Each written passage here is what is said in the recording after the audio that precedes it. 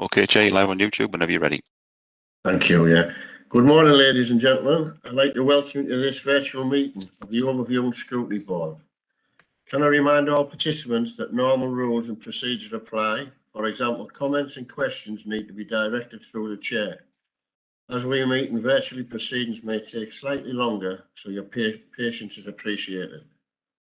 While members of the public can view this meeting via YouTube Live, they will not be able to actively participate or comment on proceedings. As this meeting has been live streamed, can I remind all participants that their conduct should reflect this? Thank you. So can we go straight to the agenda, Caroline, please? Have we got any apologies for absence? Yes, Chair, we've got apologies from Councillor Garvey and Councillor Matt Story. Thanks, Chair. Yes, thank you. Agenda item number 2, is there any declarations of interest? No, we have none. Agenda item number 3, can the minutes of the Overview Scrutiny Board on the 29th of June, has anybody got any questions about it? Can we call them a true reading? Have we got a seconder? Yep.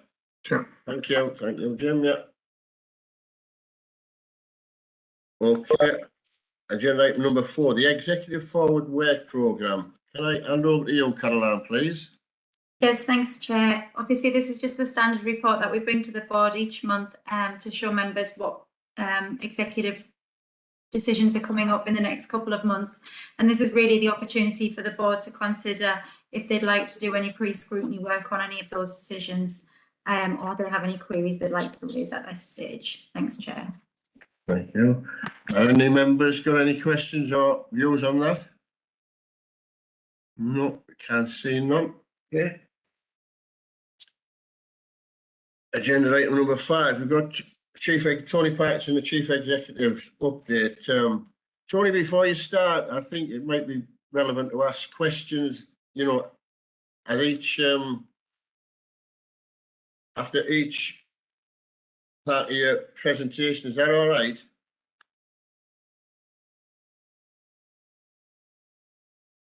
Sorry, I was on mute. Yeah, whatever suits you, Chair.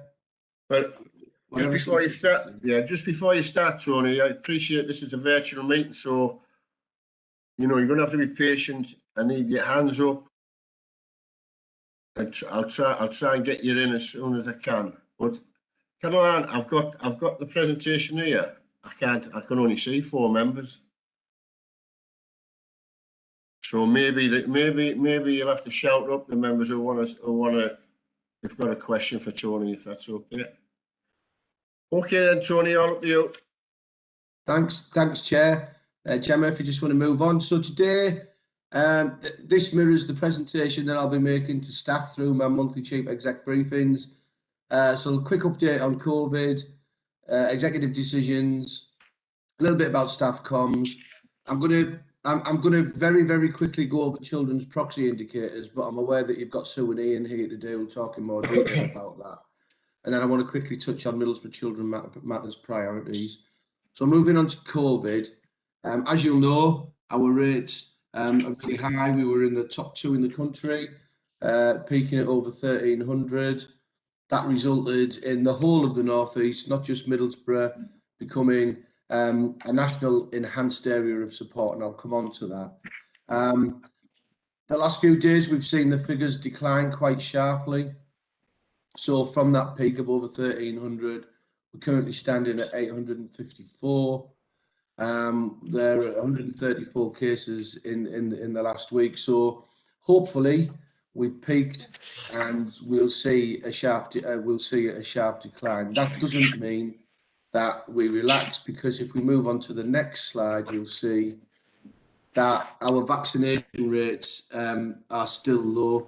And I appreciate that this is a bit of a detailed slide and you might not be able to read it.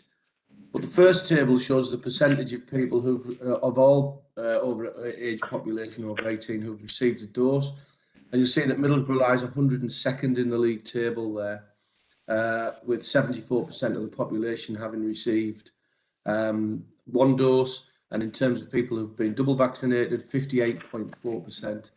And the top in the countries are in almost at 90% for one dose and up towards 80% for dose 2. That can be a little bit misleading because if you've got an aged population, for example, then you would expect your figures to be higher. If you've got a larger proportion of your population aged over 50, then you probably, well, you definitely would have a larger percentage of your population vaccinated than if you had a predominantly younger population. And Middlesbrough does have a young population. So if we look at table 3, that's probably a better indicator because that looks at the percentage of over 50s in any area who are populated, and you will see that we're still 102nd. So the vaccination rates in Middlesbrough are low. So about 35% of those over 50 in Middlesbrough have had one dose, whereas up in Northumberland that's almost 50%. And so, and if we look at dose 2, we're 98th at 58%, whereas Northumberland's up at 75. But what I do is I kind of struggle with the correlation because our argument has been that one of the reasons that the COVID rates have been so prevalent in Middlesbrough is because of the very low take-up of vaccination. But that's also been the case in Redcar, who are 11th in the National League table for vaccinations of over 50. So I think all that does is strengthen the argument that this isn't just a disease that affects, or a condition that affects over 50s, it affects the younger population too. And what we are seeing, certainly in the health service at the moment, is that there are a lot more under 50s, a greater percentage of under 50s who are in intensive care, for example, than through previous spikes in the disease. So it's really important that we keep on working on the adult population to try and get those vaccination rates up. We move on. Gemma, I think there's another slide. This just shows you the vaccination rates by age band, so it's just another way of demonstrating it. And, you know, the older people are, then the more likely they are to have had one or two doses. You'll see when we get to the kind of 50 to 59 age range, you'll see there that, you know, we've only got 85% of that population who've been double vaccinated. We have Can I ask a question to Tony, please? Yes, Chris? You've got 15 to 19 years. Are we doing actually 15-year-olds now? Or have we not got to them yet? My understanding, Chris, is that it's fixed on over 18s, but these are the age bands that are used nationally, so they reflect that. But my understanding is, unless there's a serious health condition, that it is only those aged 18 and over. That is my understanding. Okay, thank you. Alma, I think you've got a question.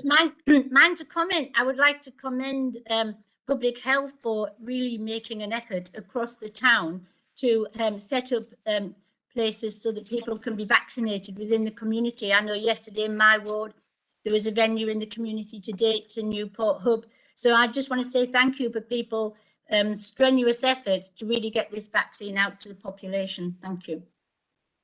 Thanks, Alma. And I think I said at the last meeting that, you know, we are putting a lot of effort into vaccination.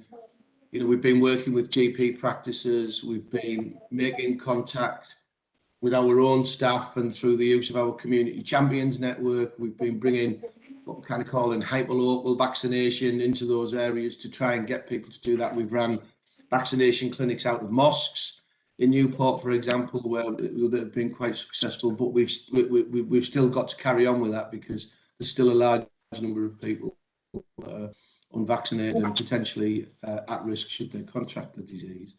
As an enhanced area of support, we became an enhanced area of support national Monday, sorry, it's Wednesday today, as is the whole of the North East. So it's not just Middlesbrough, it's all 12 council areas in the North East. If I'm honest, we're not completely yet on top of what that's going to mean in terms of what additional support we do get. it's likely that what it will result in is hopefully additional resource to help us with that vaccination push. I know that there's been additional support delivered to South Tyneside, for example. So we're working with our colleagues in health and in government to look at how what support we might need in order to kind of push even harder and further on the vaccination route. There'll also be a kind of comms piece that sits alongside that to promote take up with the vaccination. It's highly likely that we'll use our community champions. So, you know, for some of our BAME population, it won't necessarily be Mark Adams delivering the message. It will be a trusted member of that community who's delivering that message, because that should have a better impact. I'll mention the pingdemic as it's known. So, you know, right across the country, we've got lots and lots of organisations and functions under pressure because of people isolating. The government have made announcements about exempt groups, and we've got a meeting this afternoon where we will talk about that and look at the process for that. And that will include all sorts of frontline workers. But it is causing operational difficulties in the health system. So far for us, the two issues that it's caused are refuse collection, where we had 17% of the workforce absent, and you will have seen that we've suspended green waste collections for a month. Whether that means we then extend it, I don't know yet. That's an operational matter that Jeff Fields will consider and report through our gold meeting. And we have had some issues in the delivery of care, but we've been able to maintain the delivery of that care thus far. Although it's obviously something that we're keeping a close eye on. So that's all I've got to say about COVID. Happy to take any questions. Can I ask another question, please? Can I ask one as well? Have we thought about universities? I mean, obviously, the university will be taking new students in. Is there any chance that we could have a bus at the university so that the students could maybe, if they haven't been vaccinated, at least go in and get vaccinated?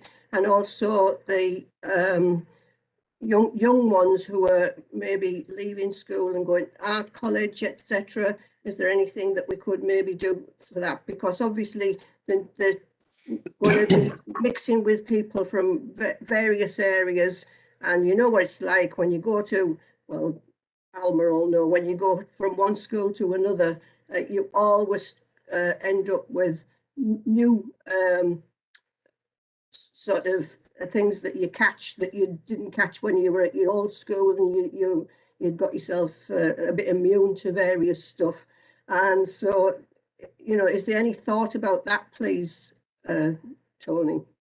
Thanks, Chris. Yes, there is. And this afternoon at 2 o'clock, we've got our strategic coordination group, which includes the university, Middlesbrough College and organisations like that on it. And that's a discussion that we've got planned for this afternoon. So yeah, and I know in the past we've used a site at the university, for example, for testing and such like. So, and I don't know what the numbers are coming out of area into Teesside University, but we will know this afternoon, and that's, I think it's a point well made and something that we're definitely looking at.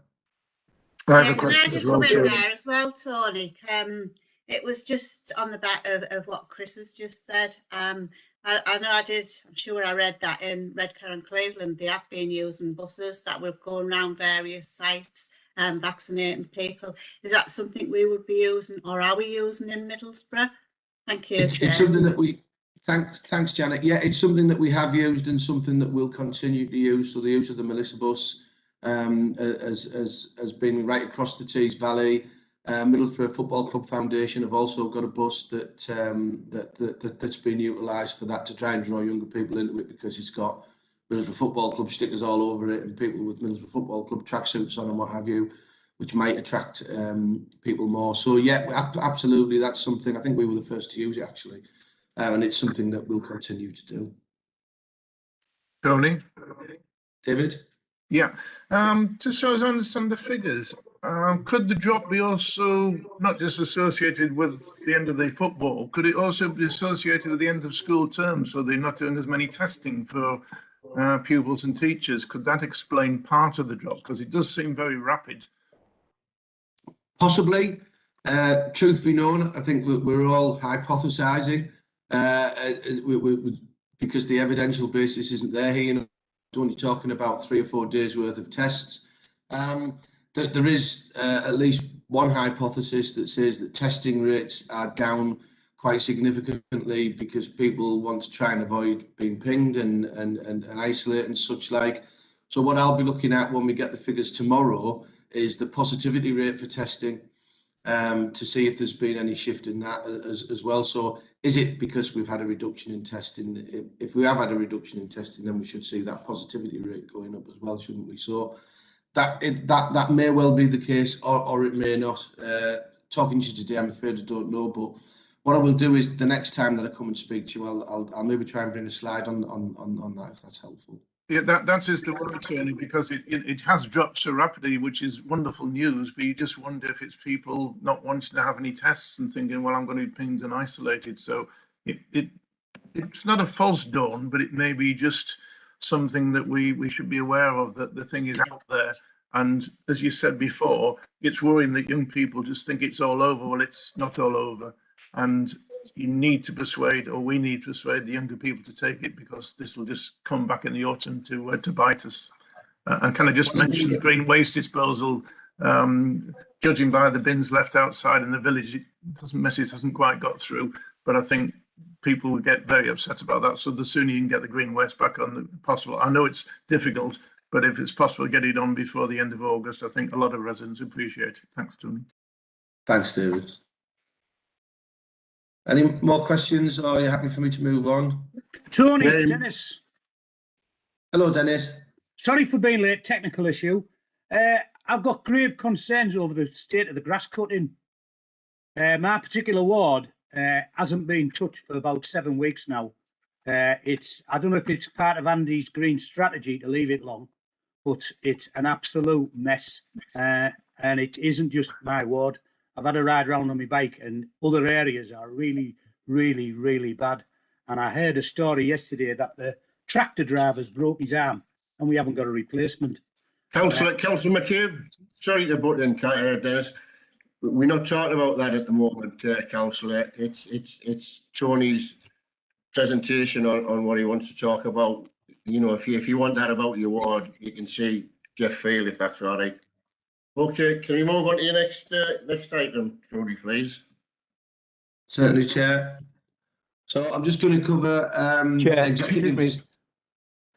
I've been indicating I want to ask a question of Tony for quite some time. Sorry, Councillor Mawson. Yeah, it's okay. Go ahead. Right, through you, Chair. Yeah. Tony, the pandemic has come at the same time as holiday period. So how many of our staff are actually on holiday?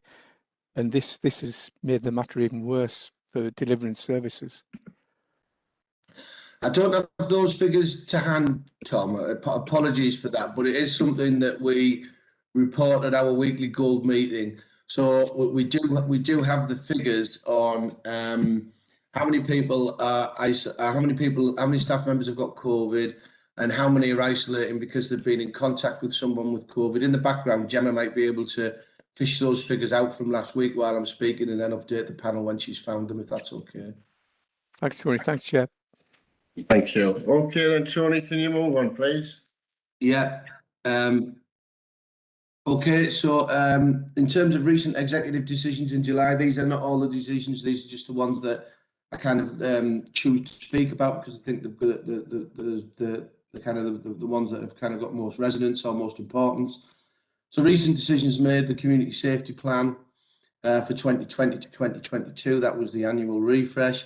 The reason that I want to speak about that was because we've widened it to include not just antisocial behaviour, but also lots of other issues such as child exploitation, county lines, all that sort of stuff, domestic violence and other matters of community safety. The Green and Blue Infrastructure Strategy, which was to make sure that we've got a really kind of clear basis to assist in the green and blue infrastructure, addresses issues such as biodiversity and such like, and that helps us with planning, and that runs to 2037. And then the townwide lighting scheme, which is a capital scheme, which will kind of help us to animate the town centre and hopefully make it feel a little bit safer, which is something that I might touch on later in my presentation. And then upcoming issues. Community engagement is an issue that I've been keen for us to improve on for quite some time. So there's a report coming through the August executive on that, and there are two parts to this. So the first is that we're better at formal consultation. I don't think that we consult particularly well as an authority at this point in time. That's not a comment on the staff, that's a comment on the kind of system and the process that we've got. So we want our consultation to kind of be wider and deeper and to promote a conversation with those people that take part in it, rather than somebody submitting a response and then that response is reported to a committee. I would like us to respond to that person so that their view can be better informed, and it may or may not change their view. And then the second part of it is how we engage the public in our agenda, you know, and that can go as far as we want it to go. It could end up in, you know, with participatory budget building with communities. But it's about us understanding our public and about us understanding the support, the help, the assistance that they need, the part that they can play in the delivery of council services, so how we promote volunteering and such like, and also the public, you know, kind of being engaged in the delivery of the priorities that are set for their area. You know, the really simple example would be, you know, on something like fly tipping. We will never have enough resource to deal with fly tipping at the speed or the quality that people want, and that's because the better we are at it, the more gets fly tipped. You know, so actually what we need is less fly tipping, so we can then manage that. We can then manage that problem and keep estates looking nice. So that report is coming through in August, and then we'll start on that work. And as part of that, there'll be a peer review. So the LGA will come in with politicians and senior officers from other authorities to help us shape what that should look like. Rather than us trying to kind of come up with something ourselves, we're going to use areas that are better than us at this at the moment, and then get them to help shape how it actually looks and feels and works in Middlesbrough. There's an update on the children's improvement journey and our recent Ofsted monitoring visit. I'm absolutely delighted with the monitoring visit and with the observations of the inspectors who were there. We had a team of inspectors on for a number of days. It was a kind of mini inspection. We've obviously still got some ground to travel. We've obviously still got improvements to make, but the improvements that we've made since January of last year, when we received the Ofsted recommendations, are noted as being really credible, really deep-rooted and kind of leading class in many ways. And our improvement advisor and our commissioner described to me that we were well ahead of the curve in terms of our improvement journey when we look at other areas. So that's really good. We're not going to let up on it. We're not relaxing. You know, I describe the way that I describe the various judgments in Ofsted is kind of envisage them as a ladder. And there are 10 rungs in each area. So there are 10 rungs in inadequate. We were absolutely on rung 1. You know, we might be up to rung 6 or 7 now, but we need to push on. We need to get into requires improvement and then good, and we will do. And I'm ever thankful to Sue and her team for all the work that they've done on that. Could I make a comment, Tony, please? It's Alma. Yes, Alma. Chair through you, Chair, please. Yeah. I, like you, am delighted to see the recent reports from Ofsted and from the Commissioner. I just wondered, are we doing some very positive press and publicity and comms around this? Also, in view of what I've just heard a report on the radio this morning about the situation in Bradford. The Lambeth report's just come out, and I think these are challenging reports for all of us. And in view of our progress, I'd like to be able to make some awareness of the public that we are working hard and making this progress, which is significant. So it's simply a reminder, please, to, I mean, maybe you've got it already, but I just feel strongly the public need to know how forcibly we're working and how things are improving. Thank you. Thanks, Alma. That's all scheduled in. So when the report goes live, there'll be media to sit alongside that. We'll be looking to extend public space protection orders, so the extension of the boundaries. Don't ask me exactly where to, because I can't remember, sorry. But that's about us trying to tackle antisocial behaviour. Particularly concerned about the level of antisocial behaviour in the town at the moment. I'm picking up a lot on that. Drunkenness, gangs, loitering, people riding bikes through the town centre and such like. And that's something that I discussed with the mayor yesterday. And we're looking at an approach to try and tackle that, not only in the town centre, but getting in place a public space protection order in other areas of the town then allows us to take more enforcement action. Apologies for the error in the slide. It's antisocial behaviour, not behaviours, and Middlehaven's one word. But you'll be aware that Middlehaven is a significant development area for us. Our plans and our vision for that area have enabled us to attract lots and lots of money from government in the form of towns and future high street funds. So there's an option there that will create new housing on that site, possibly up to 600 new homes that is coming through, and that will help kind of maintain momentum in the development of the Middlehaven area. And then finally, just a number of land disposals. And I just mentioned these, and I keep on mentioning them because they are a key part of our medium-term financial plan and social regeneration strategies. You know, we need to dispose of land for business or house building purposes, so we can grow our economically active population. We can increase our own finances, and we can create the job opportunities that hopefully our residents will benefit from. Any questions on any of that? Okay, thanks, Tony. No questions? Any more one, please? Yeah. Okay, so just moving on to staff comms. Obviously, you know, there's a real chance that staff become disconnected from the organisation, given that we've had around 2,000 staff working from home now for a year and a half. In 2019, we did do a survey pre-pandemic. And it was a survey that involved staff, and we used a tool called Slido, kind of a bit like Who Wants to Be a Millionaire tool, which is completely anonymous. We did it with staff groups down to head of service level, so we could get a really good picture of how staff were feeling. And we had something like over 1,500 staff who completed that from across the organisation. We managed to make contact and get the views of staff who wouldn't have accessed surveys sent by email in the past, so you know, our manual workforce. What we found there was almost half of the staff responded felt undervalued, which is obviously an issue of some significance. Around a quarter of staff didn't meet with or receive comments from their managers, which is something that isn't good enough. And that generally there wasn't a consistent understanding of our strategic aims and priorities. And I'm very much of the opinion that if you don't understand what we're trying to achieve and what your team's part is in that, and what your role is within that team, then we're far less likely to deliver on our strategic ambitions. It's really important that the people that actually do the work understand where we are and where we're trying to get to. On the back of that, each director and each head of service went away and developed their own plans. That was in January of last year, as to how to deal with those issues. So to dig a little bit deeper, engage with their workforce, and then come up with strategies with the workforce to resolve those matters. Then COVID happened. That's kind of stymied those plans. So we're now, as we can see, an end to the working from home. We're now kind of kickstarting this work again, and it's important we recalibrate and don't use the information from 2019 because the world's changed so significantly.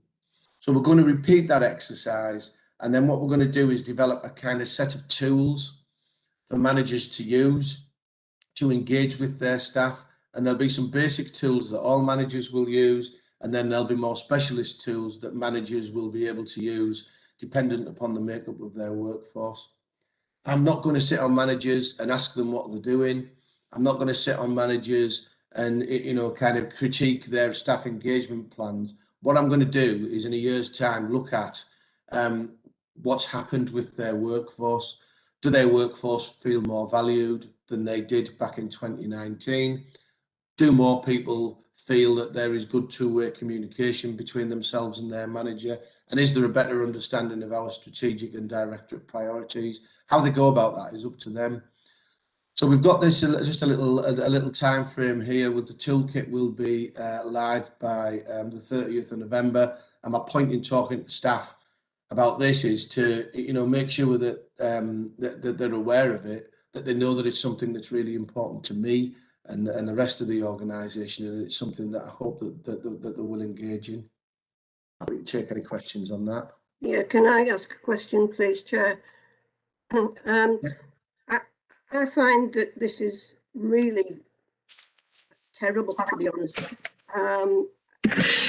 It doesn't take much to just send out an email to all your staff. And if something in your department's happened that's really good, you can send out an email and say, well done to everybody who has done such and such, which gives them a boost, makes them feel part of the team. An email once a month just to keep people involved. Gosh, I can't believe that this is happening, Tony, and people are not keeping people up to date and praising where praise is necessary. I mean, the situation that we've been in, I think we need people to understand that they're still doing a good job, even though they're doing it at home. I'm quite passionate about this, you can probably hear. And I just think that we need to get on top of this straight away. I really do believe that this is an important part of our job.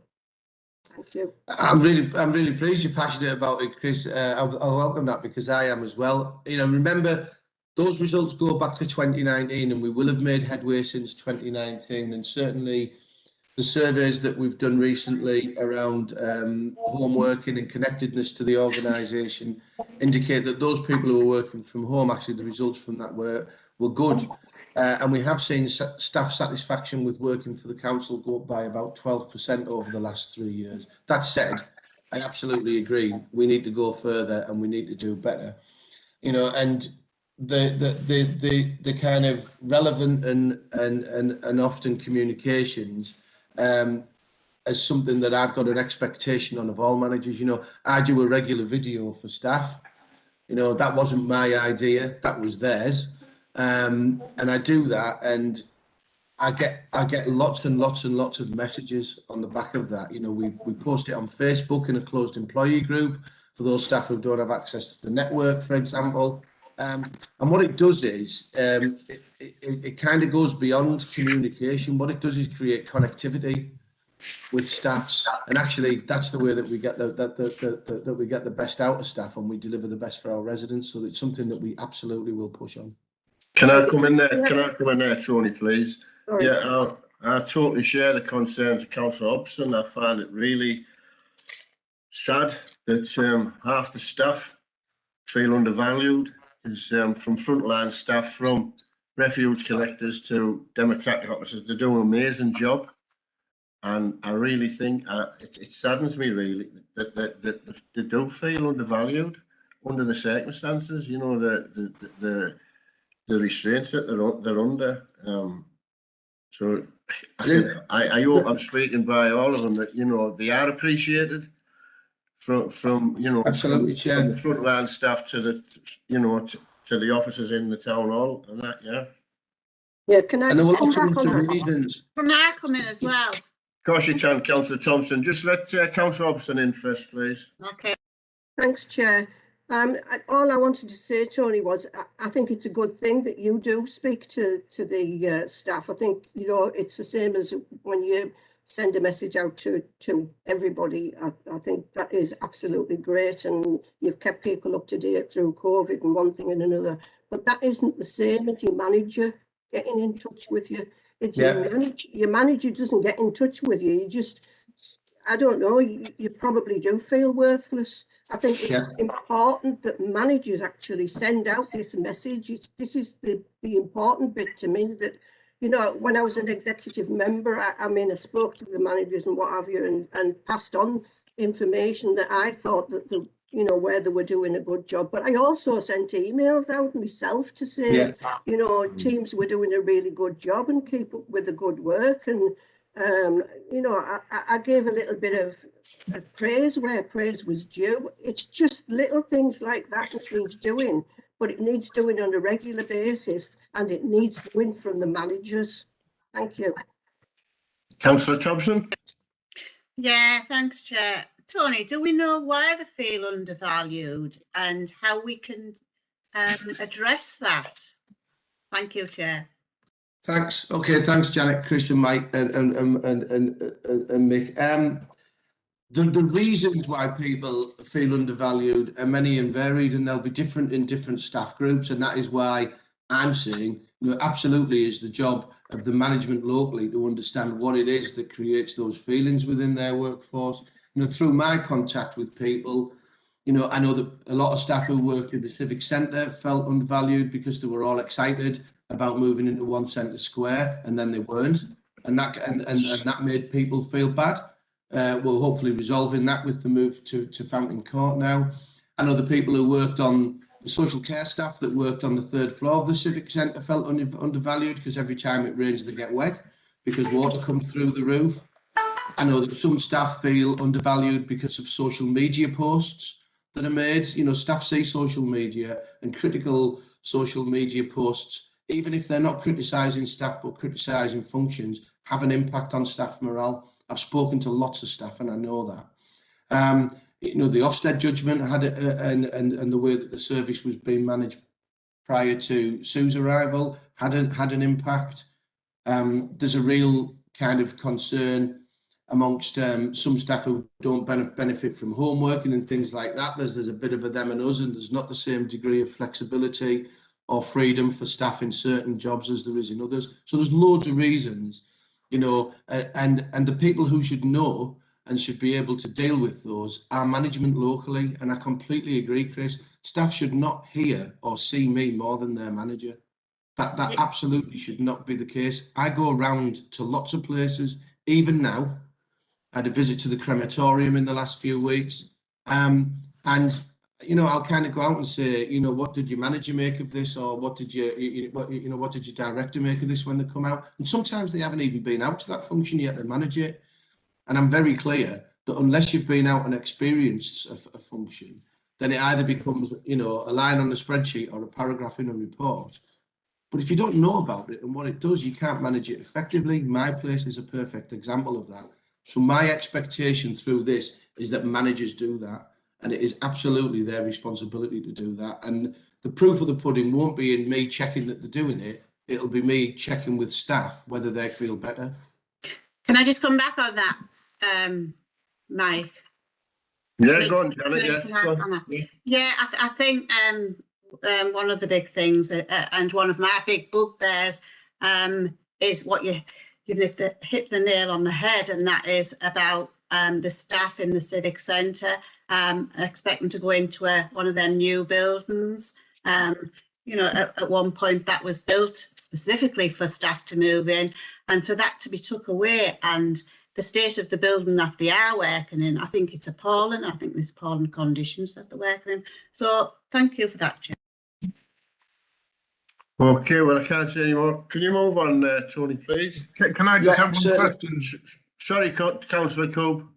Yeah, can I just say, Tony, that as the council moves back to sort of in-house working rather than distance working, how are you talking to other businesses and things? Because otherwise you might get staff saying, well, they've gone back and we haven't gone back, or they haven't.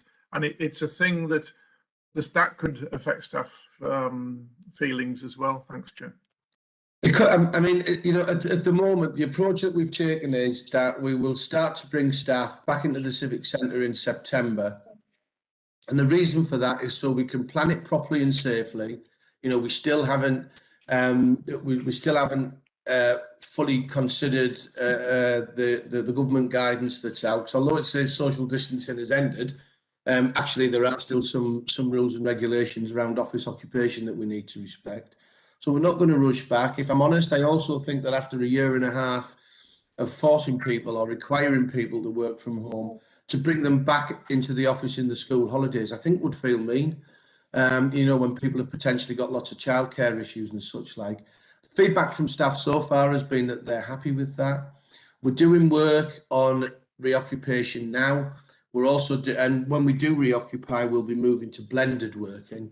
So there will still be a significant amount of home working from staff. The surveys that we've done tell us that 94% of staff would wish to have that because they feel it offers them a better work-life balance. We're not going to enforce that on staff. So what we're currently doing is asking people if they want to be part of that blended working, and offering them a variation to their contract on the back of that, rather than enforcing that. So far, we've had 620 responses back from staff at a meeting last night, so I know the figures on this. We've had 620 staff respond, 600 have taken up the offer of blended working, 20 want to work exclusively from the office, and they can. And on the understanding that we will commence that process in September. I don't see a need to rush back. Our productivity hasn't suffered. You know, we've actually got some people who feel more connected to the council having worked from home because more effort's been put in by managers to communicate and connect with them. So I don't think there's a rush back that's required. I think it's more important that we do it properly and in a considered fashion. Okay, thanks, Tony. Thank you. Can you move on to your next item, please? Yeah. So I'll do these two items as one item, if that's okay, Chair, because they relate to children's services. I'm not going to go over this slide in any detail because you've got Sue speaking to you about this. But when we spoke last month about the financial resilience, I talked about the greatest risk to our financial resilience is children's services. You know, and that's not a criticism of the service, it's a reflection of the circumstance in the town. You know, in that we've seen the percentage of our budget spent on children's services over the last 10 years rise from something like 13% to 40%. We've got robust financial monitoring arrangements in place, but we kind of need something more regular than that. So this is a set of proxy indicators that have been developed that will be reported on a 4 to 6 weekly basis that will give us an early warning if the budget looks like it's going to, if the budget's going the right way. So we'll be looking at the number of posts filled with agency workers. That's high at the moment, but we'll be looking to reduce it. The number of children in care, and our number of children in care has reduced significantly from a high of over 700 to 545 at the moment. How many of those children are placed in external residential placements because they tend to be high cost? If that number's going up, we know the spend will be going up. If that number's going down, we know the spend will be going down. The number of children that we place in our own in-house residential provision, and we've extended the availability of that.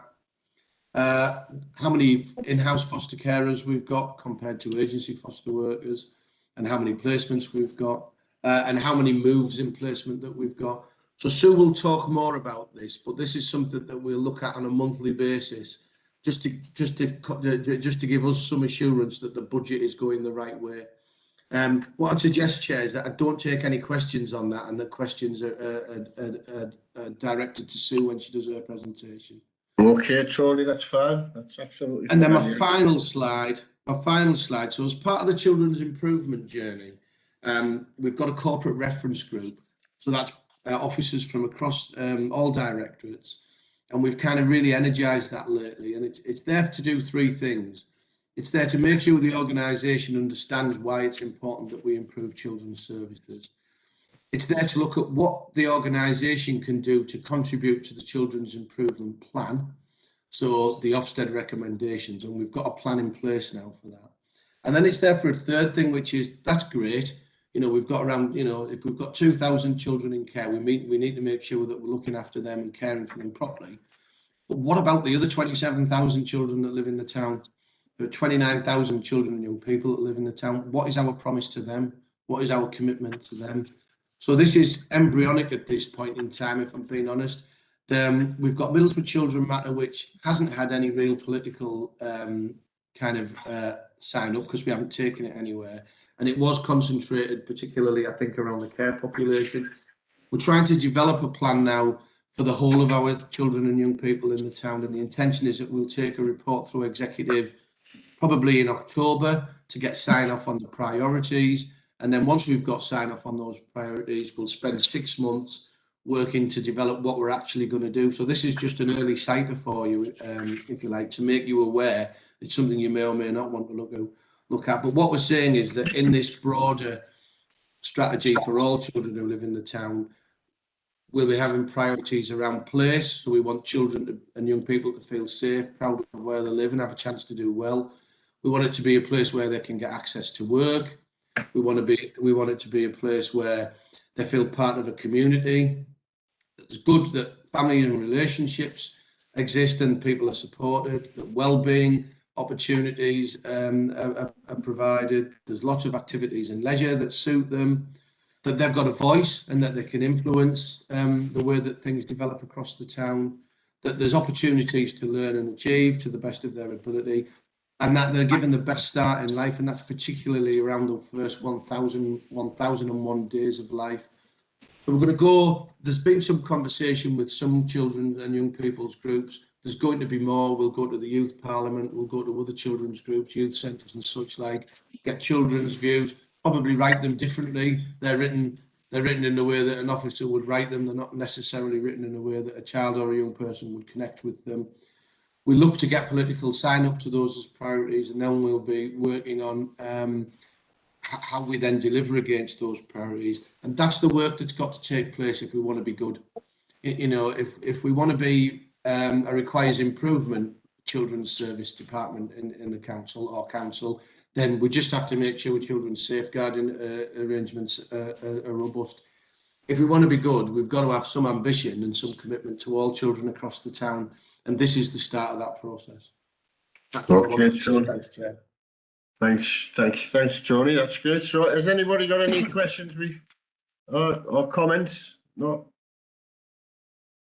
Nope, I can't see any. Thanks very much, Tony, for that very detailed update once again. You're quite welcome to stay, or you can leave the meeting if that's okay with you. Thanks. If it's okay, Chair, I can see that Gemma's just sharing some information now on the back of Tom's question. Right. So this is the absences that we currently have from staff related to COVID. So you'll see that our sickness rate, as of the 21st of July, our sickness rate was at 5.1%. A fifth of that was COVID-related sickness. So we've got around about 1% of the workforce off with COVID. So that's not an issue at the moment. And then in terms of self-isolating, you'll see there the figures there, the 21st of the 7th.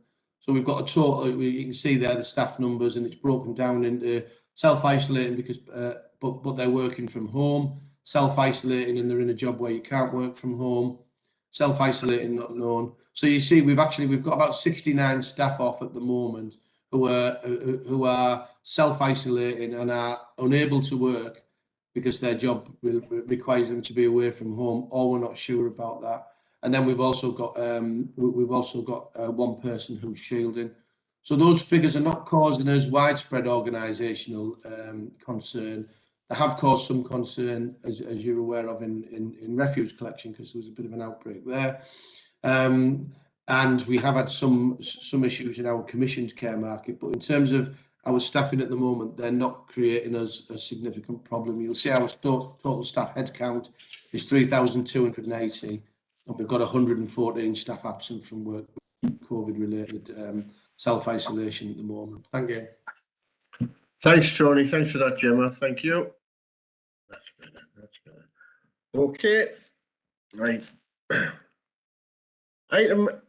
Agenda item number 6. We've got Sue Butcher and Ian Wright. Can I just start by saying I'm not sure whether we've all got Sue's report in paperback or on the computer. I'm just struggling at the moment to get all the members in view and then get the slides up. So I'm not sure how you want to put it, how you want to do it. So if Caroline can share for me, that would be really very helpful. Thank you, Chair. Well, okay, so Caroline, can you help me out here, because I might not be able to see the members' own questions, because I believe there'll be some decent questions here. So thank you. Okay then, so over to you. Thank you. Apologies, Scott. It's you, I know, sharing, so I appreciate that. Thank you, Chair. I will just go through the presentation. Tony has very helpfully touched on some of it, and perhaps as I go through, you'll see how it all fits together. So this is about finance and performance, and thank you for the opportunity to present it to you, and I hope you find it useful. So the next slide, right. So progress to date, July, right up to July, we're really continuing to evidence these systemic improvements to outcomes for children. So it's not just about we practice on the front line, it's about how we improve management practice, how we improve supervision, how we improve, as Tony would say, communication with staff, and I do regular staff briefings, and actually how we work with partners. And it's also about the collective use of our resources and with strong corporate and whole council support. I think, and I have some assurance from corporate colleagues that Children's Services is now more corporate and is acting more in the corporate arena. And as Tony described, the council, the Children's Reference Group, that really is bringing other directorates into the Children's Improvement Plan. But I would also hope that Children's Services has enough to offer, well, has amount to offer to our corporate colleagues too. So we've got positive analysis of our collective impact for local people in Middlesbrough, and that's supported by our rigorous scrutiny. Now we're on a 3-year improvement journey. As Tony said, we're sort of 5 or 6 on the ladder of achievement. We need to get to 10 if we want to be a strong requires improvement, and we'll have to extend the ladder if we're extending the analogy to sort of 15 to get to good.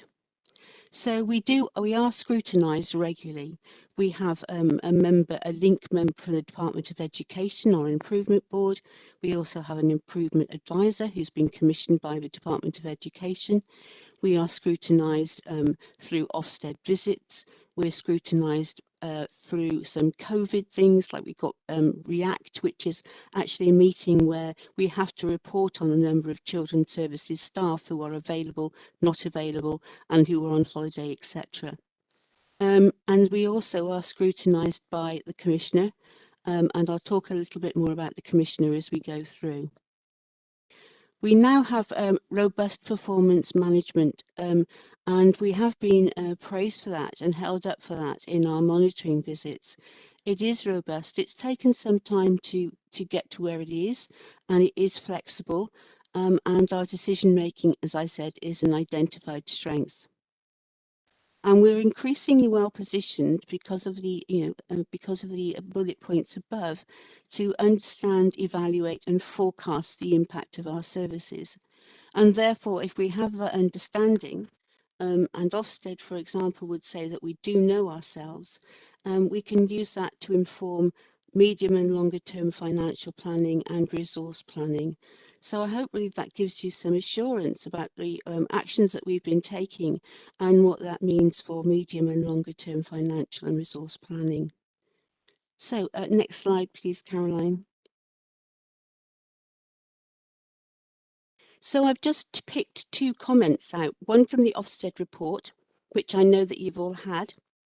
And I did do a presentation recently, or yesterday, to Children's Scrutiny, and if colleagues would, if councillors would like that to be circulated more widely, I'm happy to do that.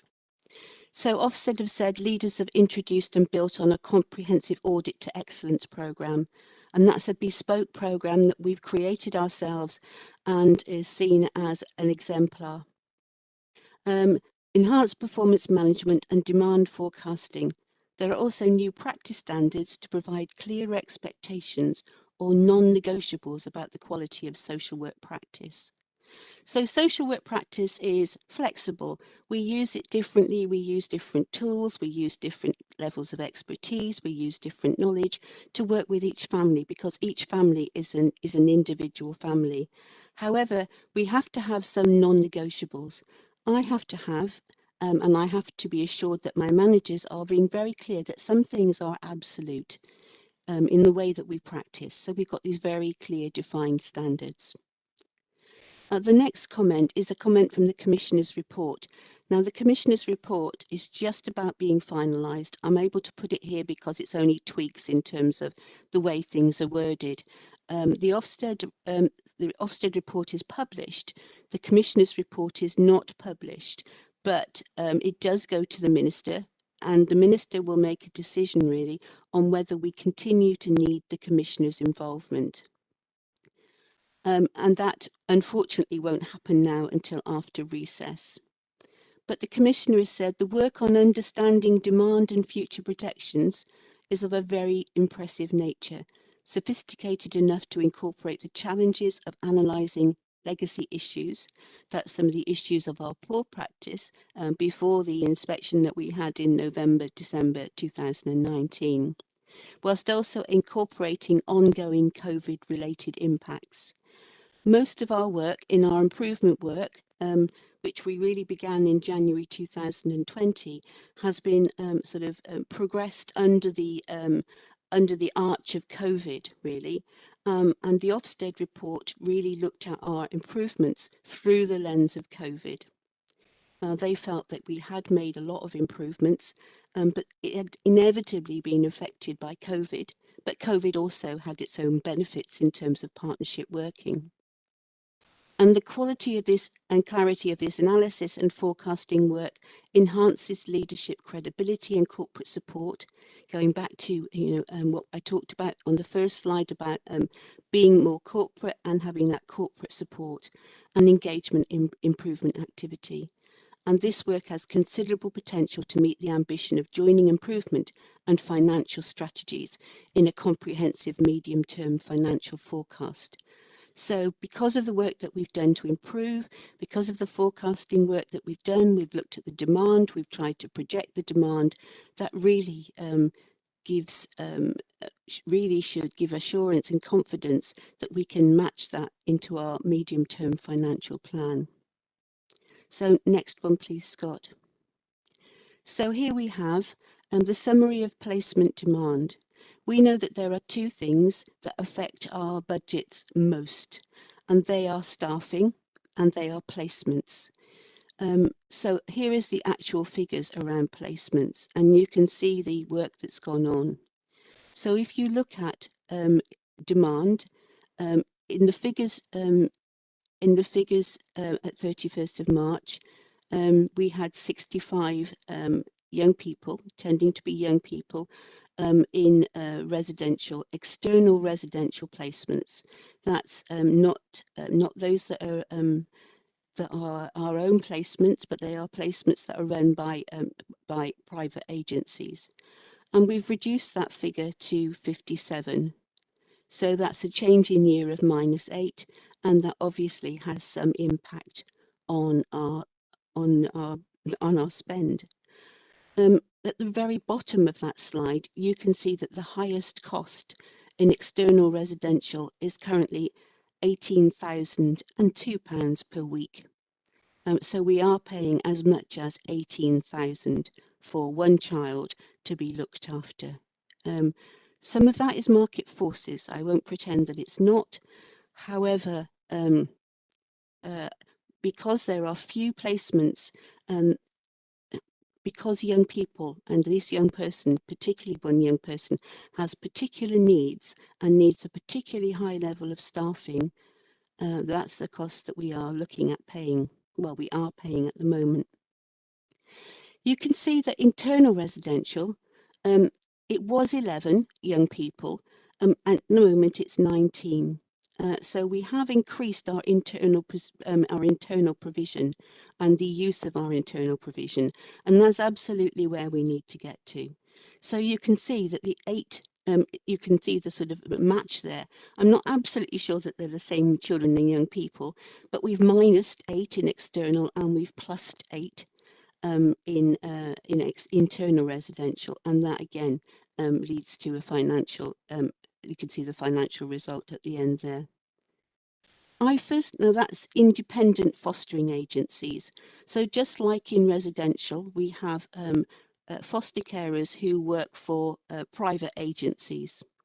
And we had 163 and we're now down at 158. So that's a -5. So again, that's a positive change. And again, a positive financial result. Yeah, and then we've got internal fostering. That's our own foster carers. So we were using 164 of our own internal foster placements, remembering that fostering households will have more than one child, very often more than one child, sometimes up to 3 or maybe more if it's a sibling group. So we are now using 173 internal foster placements. That's not just additional foster placements.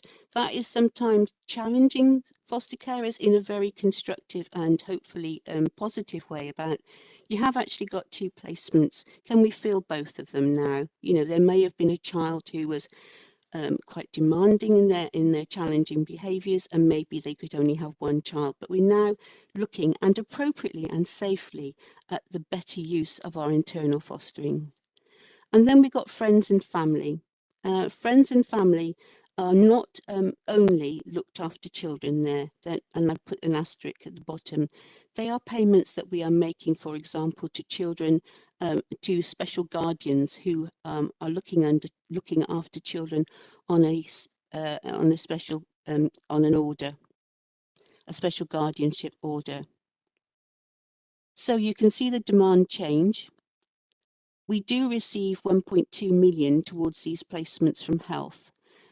Obviously, that will be children and young people who have particular health needs, and we do some negotiation with health, so we do have that contribution. And again, at the bottom, you can see the cost again of our most expensive placement. And I would add that that cost is becoming increasingly common in talking to colleagues across the region, and they also are experiencing the same dearth of placements, residential, external, and fostering, external fostering. So can I just, Councillor Thompson, I'm aware you want to answer the question, David Cook. Could I just, can I just ask you if you could ask the questions after Sue's presentation, because I'm struggling to get all the members' faces, so I'd appreciate that. Okay, thanks, Janet. Yeah, Sue, can you carry on, please? Thank you. And Scott, the next slide, please. So I've put some comments again from the Ofsted report, and there's now an approved impressive strategic workforce development strategy. So we've moved on now to staffing and agency staffing and the way that we're using our staffing, our cohort of staffing. So we've got, there's an improved impressive strategic workforce development strategy. That was a significant piece of work with several themes to it. Organisational design, how might we look at what we're doing and how we're doing it better? Are we deploying our staffing resource, as it were, in the best possible way? Recruitment and retention is the biggest theme at the moment that we're working on and most appropriate for this presentation. And it's also about training and development, of course. The sophistication and ambition displayed in the modelling work is exceptional. And that's around, you know, we've got this amount of staff now. What will we need? How many staff will we need to meet the demand? I think it's also appropriate here to think about Middlesbrough. Middlesbrough is never going to achieve, in my view, and I hope that doesn't sound negative, England averages. We are not, you know, a large county. We are not an Oxfordshire or a Gloucestershire or any of those more affluent areas. So, for example, you know, the numbers of looked after children in England average is 65 per 10,000. We are never going to get that. We are in the hundreds per 10,000 now. We will bring it down, but Middlesbrough is a unique place with, as you know, significant levels of deprivation. So our demand is always going to be high, although we've got to do more work to bring that down. So the strategy is clearly aligned with other strategic activity and is impressive sequenced ambitions and desired outcomes. And we at that stage we were still sort of finalising the approach and the financial implications. So, and the report was published. They came to see us, Ofsted, at the end of May. So that was their their comment at the end of May. Now, the Commissioner, who was with us in the week of the 12th of July, says leaders have appropriately prioritised recruitment and the development of the workforce strategy. And although social workers' caseloads are reducing, they remain too high for some social workers. If you think back to the last Ofsted report and the Commissioner's comments then, they were definitely across the piece, social workers' caseloads are too high. So you can see that we've made some progress in reducing social workers' caseloads, but not for everybody. In addition, some children experience too many changes of social worker. And this is quite poignant, and it sort of touches my heart when I have to read it. Children told inspectors that if they could change anything, they would like to have some social workers who stayed with them for a long time. Too many changes of social workers affects relationship building, as well as an understanding of children's circumstances and needs, and the progression of children's plans. So quite poignant, some positive at the beginning of that, but also then a very poignant comment at the end there. So if we could move on to the next slide, please. So here is information about our staffing. So you can see prevention and partnerships, which is Rob Brown's area, and we must remember that we are one children's service, so this needs to be looked at in the whole. We've got children's social care, so the actual to August and the budget to August, and you can see the variances, and the total children's services, which is 8 million. So the budget to August is 9 million and the variance is 966,000. The agency spend is 1,431,000. And I know that there will be some comments and some questions around agency staffing. We're doing a lot to reduce, well, in terms of agency staffing, at the moment, we need agency staffing. Every local authority that I know of, apart from 3 or 4, have agency staffing. When I came to Middlesbrough, it was one of the authorities that didn't have agency staffing, and I was very totally told that we don't have agency staffing here in Middlesbrough. But what we had was, and who we were relying on were newly qualified social workers. We'd brought in a whole tranche of newly qualified social workers. Now, I'm not saying that those newly qualified social workers weren't working their socks off. I'm not absolutely saying that. But they could not take on complex cases. So the few workers that we had who were experienced were, I would say, drowning under a whole load of complex cases. And this is a very clear reason why we were inadequate in November 19, and that was, I think, clearly stated in the report that came out in January. So we had to shift that. Yes, of course, we were growing those newly qualified workers, and that's, you know, proved of some use. But we needed to bring in some experienced workers. Now, agency workers, obviously the quality varies, but agency workers are usually much more experienced. They've got more time in, as it were, and we needed to bring in workers who could take on some of those complex cases. One of the reasons why we were inadequate is cases were stuck. Children languished in care. They weren't moved on to their forever home swiftly enough, and there was very damning comments in the Ofsted report about that. So we have brought in agency staff. Also, directly after the Ofsted inspection, demand went up. That's not uncommon. We also did a lot of work on our thresholds. So again, that affected, as it were, demand. So what we've done is we did bring in some individual agency staff, but we decided that that was probably not the way to, control the work that agency staff were doing, and we were doing a lot of work. So what we did was bring in some managed teams through a company called Innovate. I can talk more about Innovate, but they bring in a team They assure us, they do their own quality protection, quality assurance. They bring in experienced social workers and they come in with a purpose. I've worked with this agency before and I've known them to be credible. So we've got 3 teams. One is aligned to the Looked After Children service and 2 are aligned to the assessment service. And we also know, because we've got a contract, what our spend will be. And these workers are constant. They guarantee that we will have this number of workers. Of course, some occasionally leave, but they guarantee that we will have a certain number of workers.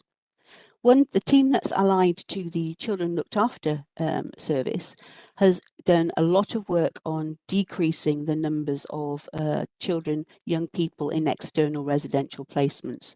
They are also taking some of our legacy cases through to court, and we do get some criticism on that work because it's taken too long for children to get to where they need to get to.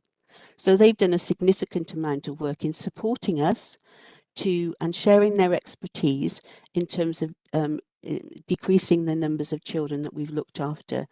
Our decrease from 702, and the last figure I saw was 541, is phenomenal, absolutely phenomenal. And I can't, my admiration for staff doing that is, because we're also looking at prevention children coming in. So, and the other 2 managed teams are with the assessment service.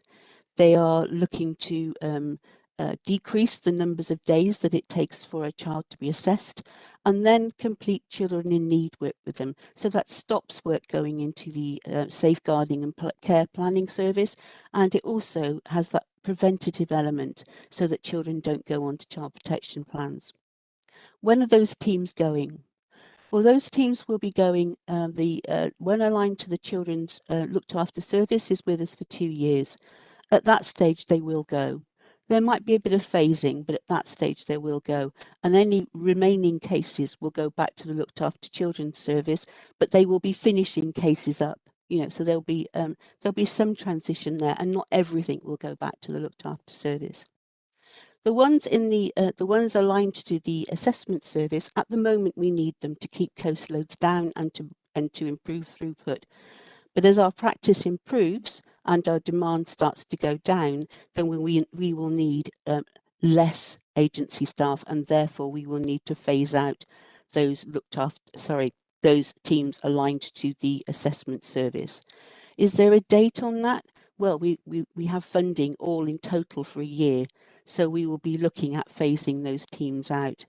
We've got to be careful about that because some staff are very worried about those agency teams going, thinking that they might again get overloaded with cases. That won't happen, and we're mapping some of the demand to make sure that won't happen. So I hope that gives you some confidence. We are having a significant, at the moment, recruitment and retention, a recruitment campaign. And we've looked at what we might do to make Middlesbrough the employer of choice. Of course, being requires improvement, strong requires improvement, or a good local authority increases your, kudos. But that's beginning to happen. I see that. But there's also a shortage of agency staff across the region, and actually a shortage of experienced social workers generally. We are fishing in a very large pool, but the social workers that we want to recruit through the campaign are experienced social workers. So we have to look at parity of financial remuneration. Let's put it that way. So moving on. So this is what we're doing to forecast and target set. Just excuse me. So as Tony said, we've got 7 proxy indicators with indicative targets, and that's based on our statistical neighbour averages. And I'll just talk about statistical neighbours in a minute. So they're built into a scorecard, and you've seen it briefly with Tony, and it offers a clear framework for understanding the progressive impact of our improvements on our combined council resources. And we are flexing the model to take account of unknown and emerging factors. I mean, who thought like 2 years ago that we would be in lockdown and we would be in a position with COVID? So we are working a unique time for national and local pressures. Moving on, Scott, thank you. So our methodology, and I'll just go swiftly through this. We've set an ambition to achieve parity with our statistical neighbours. Now, is that ambitious? It is a step further for us, but we obviously want to be better than our statistical neighbours, but we have to work our way, using Tony's analogy, up the ladder rungs. So our statistical neighbours, and these are authorities set by by government, set by the Department of Education, who have in common. We have certain aspects in common with demographics, number of children, geographical size, etc. So we've got Rochdale, Stoke-on-Trent, Tameside, Salford, Knowsley, South Tyneside, Holton, Hartlepool, Kingston upon Hull and Blackpool. I know that both Blackpool and Stoke-on-Trent are struggling enormously to get to a improved position. So it's our evidence-led target setting is moving progressively from our children in care population towards statistical neighbours, forecasting future placement distribution. We modified it to take account of projected additional reductions in external residential, and we've talked about that, and increasing internal fostering. But we've also got some risks, and that's unknown and emerging modifying factors. So COVID is obviously one of them, and where COVID will take us in the next year, and placement sufficiency. Also, sometimes if there is a high profile child death, for example, like baby P, and that can significantly affect the amount of referrals that come in, the scrutiny of social care. So, those sorts of tragedies, unfortunately, because it's a tragedy, can increase demand and scrutiny. And also, the statutory neighbours themselves may flex in their own progress, which affects their averages. So going now to the scorecard. So Tony's put this up before. It's slightly smaller on here. I don't know whether it can be made slightly larger, Scott.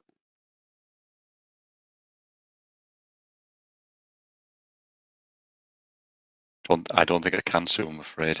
Okay. Well, hopefully people have got the presentation. So as Tony said, we've got 7 proxy indicators, and that is in the column on the left-hand side. And then, so for the number of substantive posts filled with agency social workers, and obviously lower is better.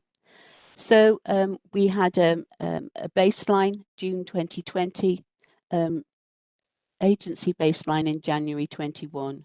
So in June 21, we've had 50. So in June, when the scorecard was put together, we had 50 agency social workers filling substantive posts. Our target for this year is to reduce to 48. Our target for the 2022 and 23 is down to 30. And our target for 23-24 is 23. And that's reducing to the national average. The national average for agency workers, and as I said, just about every local authority has agency staff. We want to get to the national average of 15%. Is that ambitious enough? We will always seek to do more. But in terms of this target, we have to set something that's realistic. And I think that the national average, even though I've talked about the differences of Middlesbrough, is something to achieve, to aim for. So the number of children in care, and obviously lower is better, but we also have to be clear that when children need to come into care, they need to come into care. We can't not do it. And we have to remove, if we're decreasing the numbers of children in care, it has to be done safely and securely. So in June 21, we had 545. So in terms of per 10,000, that's 164.5. So we want to reduce to 502 at the end of this year. That's doable. A lot of hard work, but that's doable. and we need to prevent, and we need to make sure that children move through being in care. We want to get 459 the next year, and Tony said we would celebrate when there is a 4 in front of the number, so I am expecting Prosecco in abundance. And then moving down the next year to 416, which as you can see is 125 per 10,000. And we want to reduce to our statutory neighbour average. Numbers of children in external residential, and obviously lower is better. We had 74, we've now got 58, so you can see significant difference. Our target is 47, the year after 37, and the year after 35. Now, the reason it doesn't drop very much from 37 to 35 is because we will always have some young people whose needs we can't meet it internally. So, you know, getting to none, I think, is overly ambitious, and we're reducing that. We want to reduce that, but that's how, looking at our cohort of children who are young people who are in residential care at the moment, we think we can drop. But then we're also looking at the ages of young people and when they will become 18, and we feel that lower drop at the end is realistic. They're not the same children, by the way. Some people will go into residential care and come out. We're looking at the overall number. The numbers of children placed in-house, obviously better. We had 9, not good enough.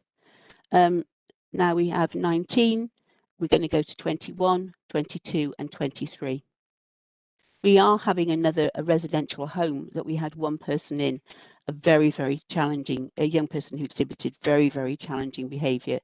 And he was in a single placement, although it was a 4-bedded unit. So that unit's coming back online. So that should be quite a quick win. In-house foster carers, obviously higher is better. You can see we've gone from 160 up to 185, and that's pretty sequential. We think we can do that. We think as we get, we've in fact increased the target at the end in the last 2 years because we really believe that we will get better at recruiting. Children placed with independent fostering agency, obviously lower. And it's not a massive drop there, but 168, we've got 164 at the moment, down to 121. And you can see the drop from this year to next year isn't massive because the fostering service is being reviewed at the moment, and we're looking at the way that we do things. And then we've got placement moves in the reporting period for which we've incurred less cost. We talked about placement moves and children, so we've got to be really careful about that. But we've had some placement moves where children and young people have moved to a different placement. Now, some of the work that the team allied to the Looked After Children service have done is bring children back to Middlesbrough. Even if they, if they're far away, for example, some placements have been in Scotland, not many, but they have. If you're bringing them back to Middlesbrough, even if it's still in an external placement, maybe into an internal foster placement, they're still in our care, but they're back in their own community, which is a real plus. I think that's the last slide, Scott. Oh, no, back, that's the wrong way. That's the last one, Sue. Sorry, yes. That's the last one. So I hope that gives you some explanation and some assurance that we are matching our right resources to demand, and making our agency staff, our resources, obviously our money is resources, but we are matching them. We are modelling them through. We are being realistic, we think, about where we can get to at the end of the 23-24. And that we are totally on top of it. And actually, we are receiving some positive comments from our scrutineers, as it were, our regulators. Happy to take any questions, but I need a drink of water first.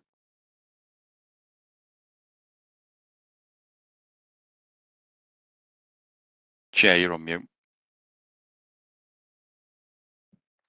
It is. Yeah, I'm struggling with this, the computer, my laptop at the moment. We can hear you now, Chair. Yeah. Oh. Oh. I'm not sure what's happening to my. Just go to the top for me, Chair. There should be an orange button that says stop sharing. Yes, yep. Click that one for me. That's better. Thank you. Is that it? Yeah. That's it. That's fine. Okay. Now I've only got you in the middle, Scott. I've got 5 members on the top. What I is can- there something? I can advise you who wants to ask a question, just going from who I can see. I've got Councillor Coop, Yeah, I Councillor prefer that, Thompson. Scott. Yeah. Yeah, that's fine. I'm having some trouble with my laptop. If you do that, Scott, for me. If you- So go ahead, Scott. If you If you can mind, make a note please. of the following names for me, Chair, it would be I will do. Yeah. It would be Councillor Coop, then Councillor Okay. Thompson, Yeah. then Councillor Halawi, Okay. Yeah. then Councillor Chris Hobson, Yeah. and then Councillor Dennis McCabe. Okay, that's brilliant. So go ahead, Councillor Cope. Thank you.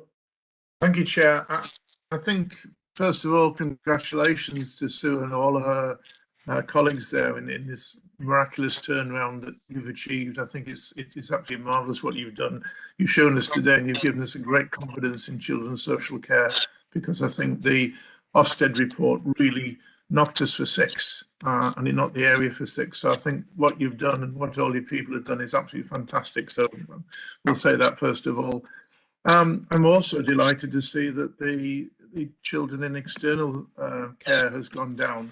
It was 65, I think it was 65 a few years ago. Then I believe it went up into the 80s very briefly, then has come down to 57, which is also good news. I would, and I'm sure you would still like to see it come down a lot more, which is what you described there, because it's not only better for the children, which is most important, and after all, children is what it's all about, and they take absolute priority. There's no question on that. But the cost to the local ratepayer and things, people are thinking, well, are we getting value for money? Well, your presentation today has just proved that it's really, really good, and I'm really impressed with the figures and your ambition. And you can't be more ambitious. You really are going to get us back. We're never going to be perfect. We know that, but I think with that. I'm not sure whether that person you mentioned, it cost 18,000 a week, which is nearly £1 million a year. I'm not sure whether that is the same person who's cost 12, but I'm just wondering whether something like that, it would be an idea to look at some other councils. You mentioned it's the going rate. Well, perhaps it's an opportunity for us to get in with other councils, say, well, perhaps we can come up with a place ourselves and try and bring that rate down. So I think we're going in the right direction. I do feel from what you said, and it has assured me that we are, but it's the children first and then value for money that I would like to look at. Thanks, Chair. I think 18,000 is at the extreme, but it's not, and it's not common, but it is out there.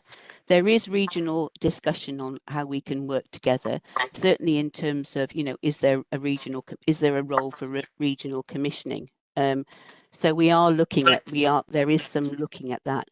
I think at the moment, for me, it's more about building our internal provision, our own, and the overall ambition has to be Middlesbrough children need to,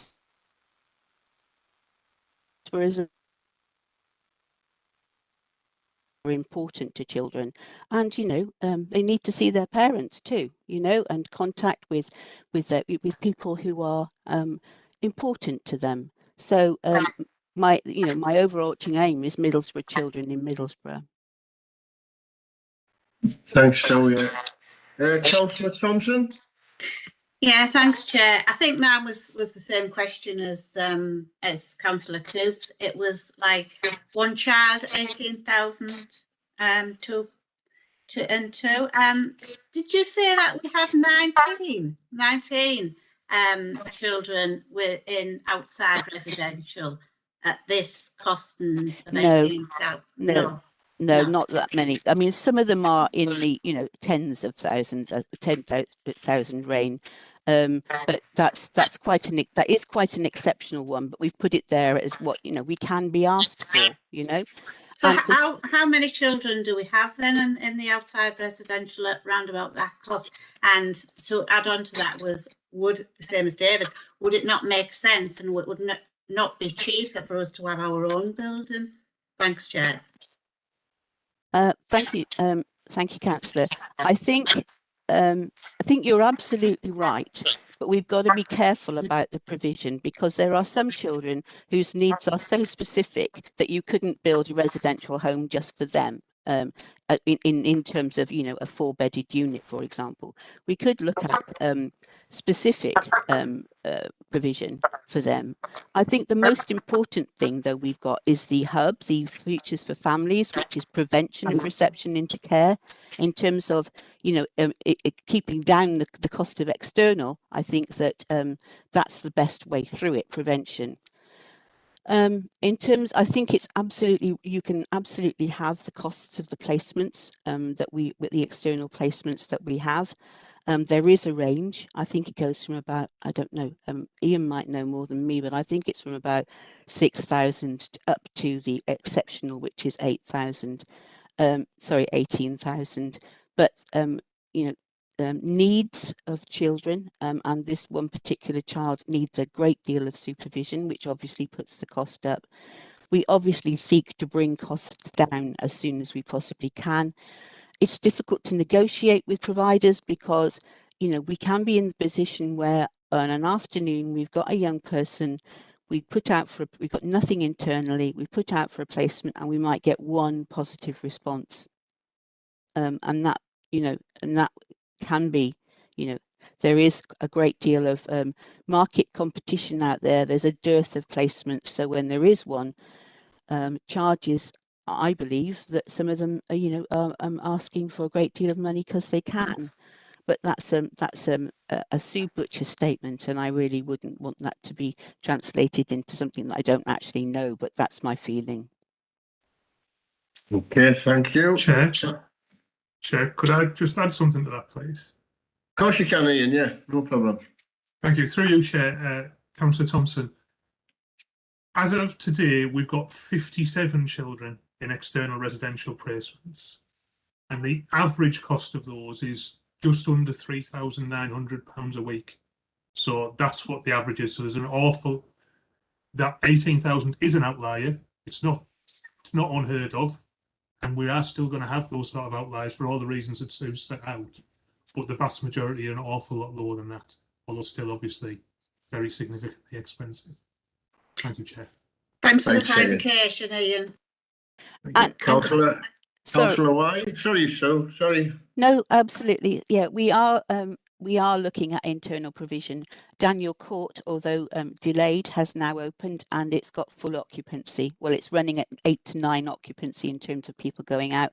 I'm sure that will please Councillor Hobson, because that's been something that we've talked about frequently. So we are about we are about looking at what we can do, we are lucky to have internal residential. Redcar, for example, don't have it. We're lucky to have it. It gives us a certain measure of control's not quite the right word, but you know, influence on children's outcomes. And personally, I'd like to see that grow. Thanks, Sue.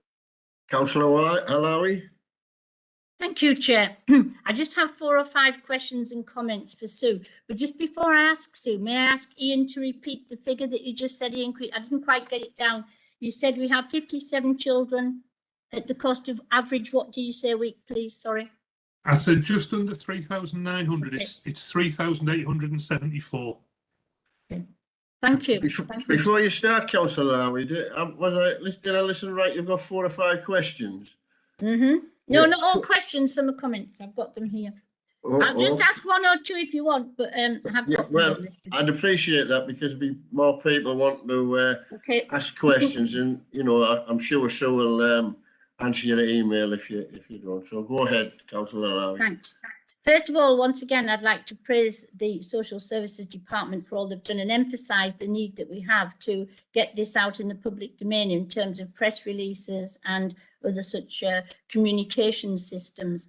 I also applaud the agency recruitment that Sue mentioned when we were at the beginning of our improvement journey, and recognise the value of having experienced workers. But I just think that you did talk, Sue, at a previous time about how we want to also have newly qualified social workers, and that we will give them the experience through working with us, and that we will also have a sort of Middlesbrough model of expert social work practice, you know, and I think that's something that we've talked about before, and I think it's worth reminding people today that, is that right, Sue? That is the model that we're operating on?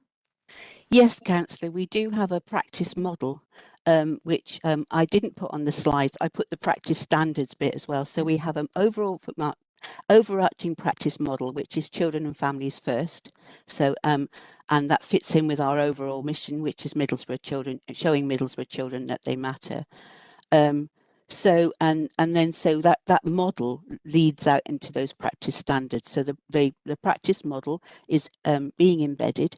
Last time the commissioner came and he could see that it was beginning, but now it is much more embedded into our practice, and we work to those standards, which is part of that model. And I'm very pleased with it, and it is showing some results, I think. Thank you. Yeah, absolutely. Could I just ask as well, make a request? You mentioned at one point in your presentation, so that the reports be circulated to every corporate parent amongst us. You know, the ones from Ofsted, and when the commissioner's one's out of its embargoed period, I think it's with the minister, you said that I think we all should be able to read that. We ought to read it. We ought to be well informed about the situation that we're in, as reviewed by Ofsted and the Commissioner. So I would appreciate all members having access to that, please. I also applaud the notion of Middlesbrough Children Matter for all children across the borough, which was a notion that Tony mentioned in his presentation. And I look forward to seeing the development of that, because I think that it's totally correct that we think and consider all Middlesbrough children as people, young people in our care and for whom we have responsibility. So I really applaud that. I had another question, which I'll stop there and I'll just review my questions. Thank you, Chair. Okay, thanks, Councillor Halawi. Yes, Sue? Thank you. Can I just comment back to Councillor Halawi, please, Chair? Yeah, of course you can. Okay, so yes, we do need to grow newly qualified social workers. I would not say that we don't need to do that, but we also need to give them a good experience, you know. You know, we've been through some rocky times, really, so we need to make sure that we get our, you know, we give them a good experience, and we can grow that. And I think we'll grow.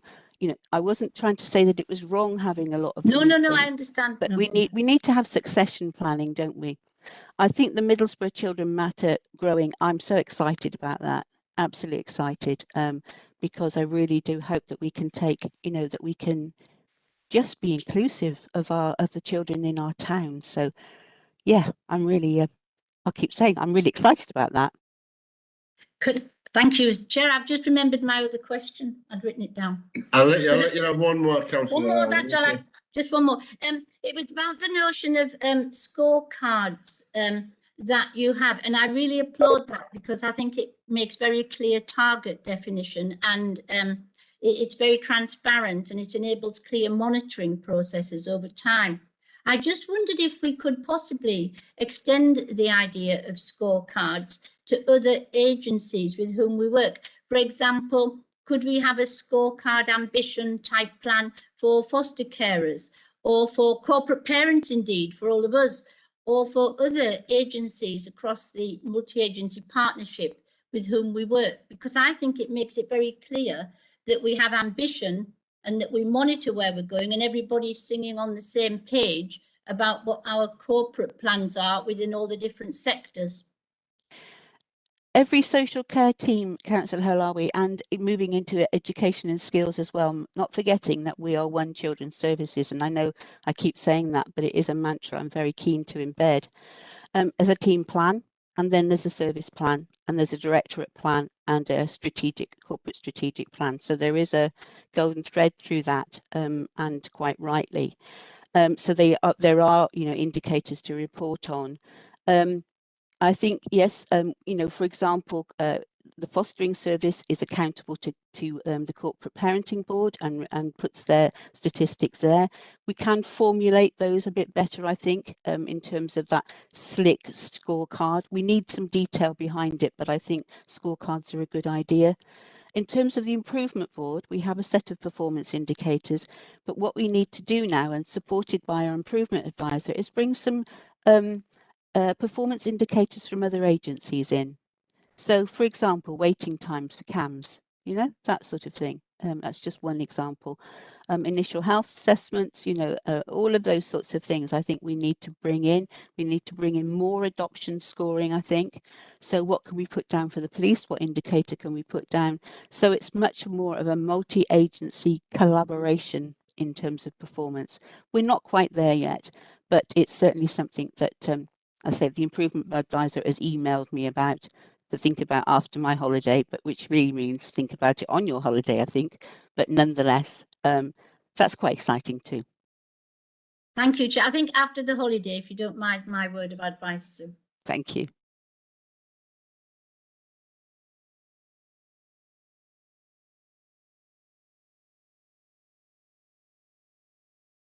Chair, you're on mute if you can hear me.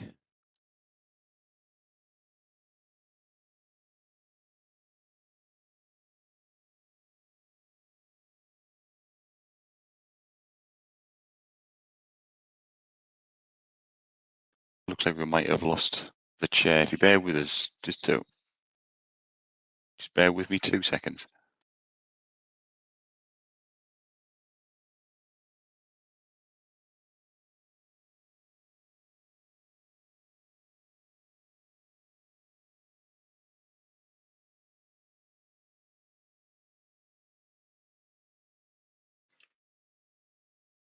I make you on mute still. Hi. There you go. I'm so sorry about that. So sorry, I'm having a nightmare today. But never mind. So where are we? Where are we? Have we got any more questions for Sue? And Hello? Councillor Cooper and Councillor Hobson, Chair. Councillor And Hobson. Councillor McCabe from the first round as well, Chair. Yeah, that's all. Okay, Scott. Yeah, sorry about that. I have to apologise. Councillor Hobson. Thank you, Chair. Mine isn't a question, it's just a comment, really. I just want to say thank you so much for the very positive report. I mean, it does make your spirits a bit lighter when you see light at the end of the tunnel, if you like. And I'd like to say well done to all the teams. I know that they've worked so hard, so under your direction, but they have worked so hard. And my last comment is, and yes, I'm delighted about Daniel Court. I thought you would be, Councillor. That's why I mentioned it. Thanks, Councillor Hobson. Yeah. Councillor McCabe. Thank you, Chair. Yeah, I'd like to endorse all the thanks and the gratitude from everybody on this board and across the town for the hard work the teams have been doing. I'd just like to nip back to your last slide, Sue, on your 7 points, and you say, I think it was point 3 or 4, where you say higher is better. Now, then you did quote earlier on that the national average was 65 per 100,000, and we're in the hundreds. Going back to your last slide, higher is better. How does that relate to the national average? Okay, I haven't got the slide in front of me. I'm just wondering whether there's something I need to look at. Hang on, I'm just putting it up on my own computer. So 3, numbers of children placed in external residential, is that the one? Or numbers of children in care? You said higher is better, and it went from 9 to 20. 23. 23, yeah. Yeah, so that's the number of children placed in in-house residential. So we're modelling it. So we want more children in our in-house residential. So we've got 9, and we're increasing. We had 9. Now we've got 19. We're increasing to 21. We want to 22 and 23. So that's the more. I mean, we don't want children in care, but if they are in care, we want them to be in internal provision. Yeah, but the question more was, how does that relate on a national average? Okay. I don't know. But I can certainly look. I can find that figure for you, but I don't know. If you would, you could just circulate it among us, please. Of course. Just That's not a problem. Right, thanks, Sue. Thanks, Councillor McCabe. Did Councillor Cope have another question before we move on? Yeah, it's just I just want to go back to Sue on her answer to me, basically. You said about the costs, etc., and you are looking with those authorities. just one idea, all the pension funds in the country, no, it's not quite the same thing, all got together to get better value. Might it be the idea that a group of councils get together to try and get better value? Because if you can talk to the outside bodies that are going to hold you to that. If you have a set rate and things, you're prepared to pay up to what is a reasonable amount, and you do say that these people have complex needs, which we have to accept. But it just might be an idea of a group of councils get together that have the most problems. I think that maybe perhaps one way forward to do that.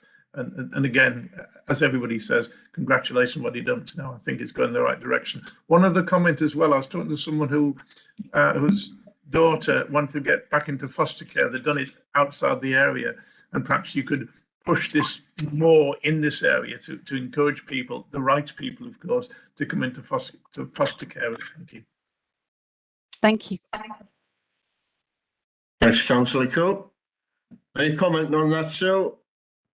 I think every avenue for looking at how we decrease costs and bring children back to Middlesbrough needs to be explored. I know there is national consternation about the cost of some residential placements, and I don't know what's going to come from that. There is a sort of social care review at the moment, which is being led by I think it's Josh McAllister, and he will be looking at residential care. So it's possible that something will come out from that, but we need to look at the final report, which will be some time away. But just to say also that the Commissioner's report probably won't come out to you till about September, but I hope it makes for good reading.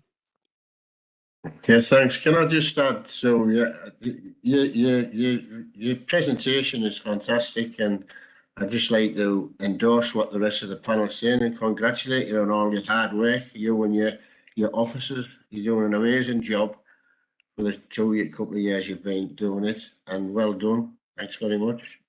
Just to say though, Councillor, it is not it. I have a brilliant team, so I can never claim all of the credit, and I'd like to push the credit to my team very much so. And we have a very supportive financial director. I'm not going to name him because his head will get too big, but he's all right. Been very quiet, hasn't he? But he has, yes. That's it. Okay, so well, thanks very much, Andy, and thank you. I know you've been very quiet, but thanks very much. Okay. Thank you, Chair. Thank you. Item number 7 on the agenda is Scrutiny Work Programme Report. Caroline, can I bring you in here, please? Hey there, Caroline. Yes, thanks, Chair. Sorry, I just needed to unmute the mic. Yes, this is just the work programme report, which is a collection of all of the topics that have been agreed by each of the panels that they'd like to undertake more detailed scrutiny work on for this year. The only panel that hadn't actually met before that report was compiled was the Children's Social Care Scrutiny panel, which met last night. So it's just to update the panel on the topics that they've decided on for this year in terms of the full review. They'd like to look at locality working from a children's services perspective, and also to look at the PACE bed provision. So that's for where children or young people need to be held in custody overnight. Those are the 2 main topics that they'd like to do a full review on, and it's really for the board to have a look at the collection of topics and determine whether it's happy with that programme for this year. Thanks, Chair. Thank you. So how do we go about that then? Do we just approve it now, Caroline, or are we waiting? Yep. Yeah, I think as we can just if there are any members that have got any questions or any concerns or anything they'd like to raise first of all, and then just to simply ask if members are happy to approve the report and the topic. Okay. Can I take this out to apologise to members because I am having some difficulty with my laptop today. So has any members got any comments on what Caroline's just said?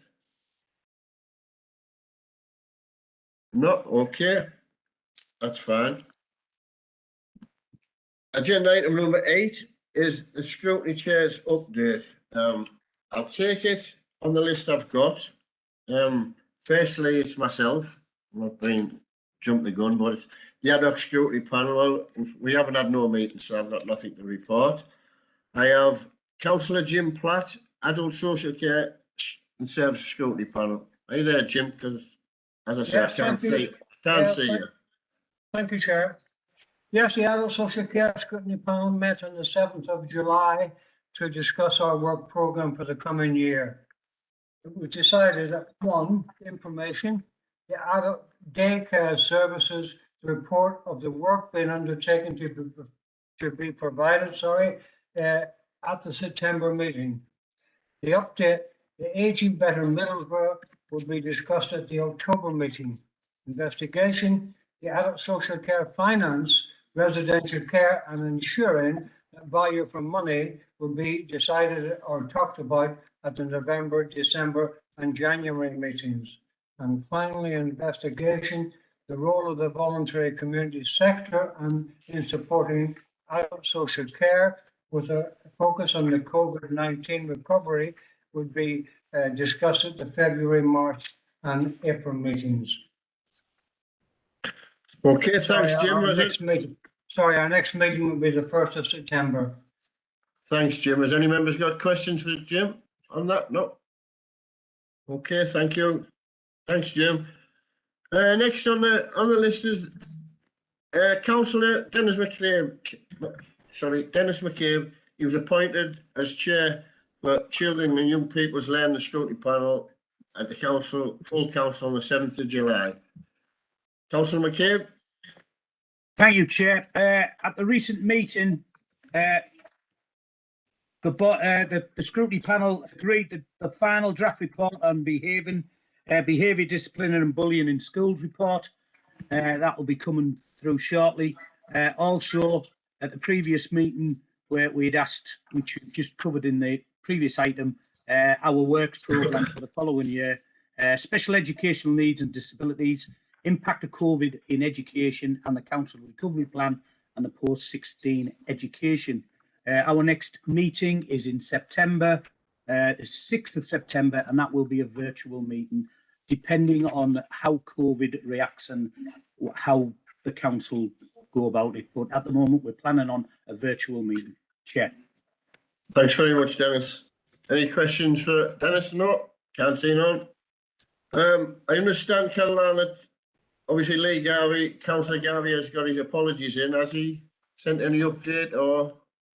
In terms of the update, Chair, it was just to update that they met last night and they decided on their work programme topics. And I know Sue Butcher was also in attendance and gave a presentation in terms of the overall challenges facing the service this year, as well as how the service and the department's been responding to the challenges by COVID. And that was all in terms of his update. Thanks, Chair. Thanks, Caroline. That's great. Okay, Councillor Chris McIntyre, Culture and Communities. Could I have your update, please, Chris? Yeah, cheers, Chair. As you say, Councillor Chris McIntyre speaking, Chair of Culture and Communities. Our last meeting was on the 15th of July. We received an overview of service areas. Jeff Field, Director of Environment and Commercial Services, gave us a presentation.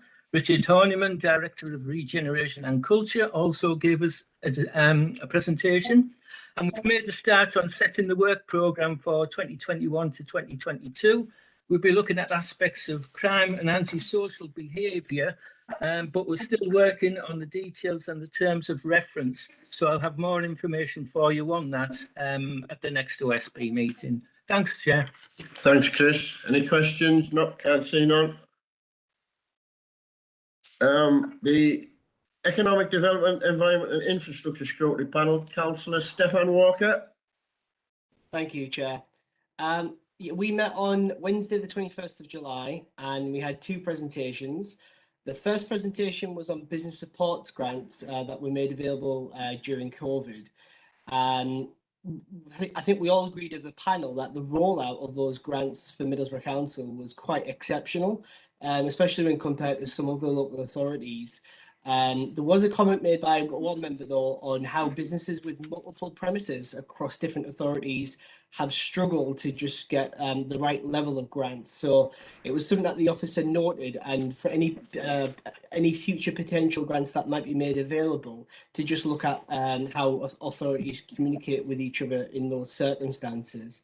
The second presentation was on Teesside Crematorium from an operations manager. Again, the service was praised for how it was handled and managed during in the pandemic. The key focus of scrutiny for future in this area. Sorry. I'm reading my notes as I'm speaking here. I'm very sorry. Yeah, we've completed a report on the crematorium, and one of the key focuses of scrutiny is going to be on the finances, because obviously with Stockton crematorium, the crematorium in Stockton now being operational, it puts added financial pressure on our crematorium. So we've agreed to maintain a 6-monthly review on the operational output and the finance element of that. Our next meeting is on the 8th of September at 10:30, and that's my report finished, Chair. Thank you. Thanks, Stefan. Thank you. And last but not least, Health and Scrutiny Panel, Councillor Coop. Can I ask a question for Stefan, please? Oh, sorry, Councillor Hobson. Sorry. Yes, It's go all ahead. right. Go ahead, I'll Chris. let you Go on.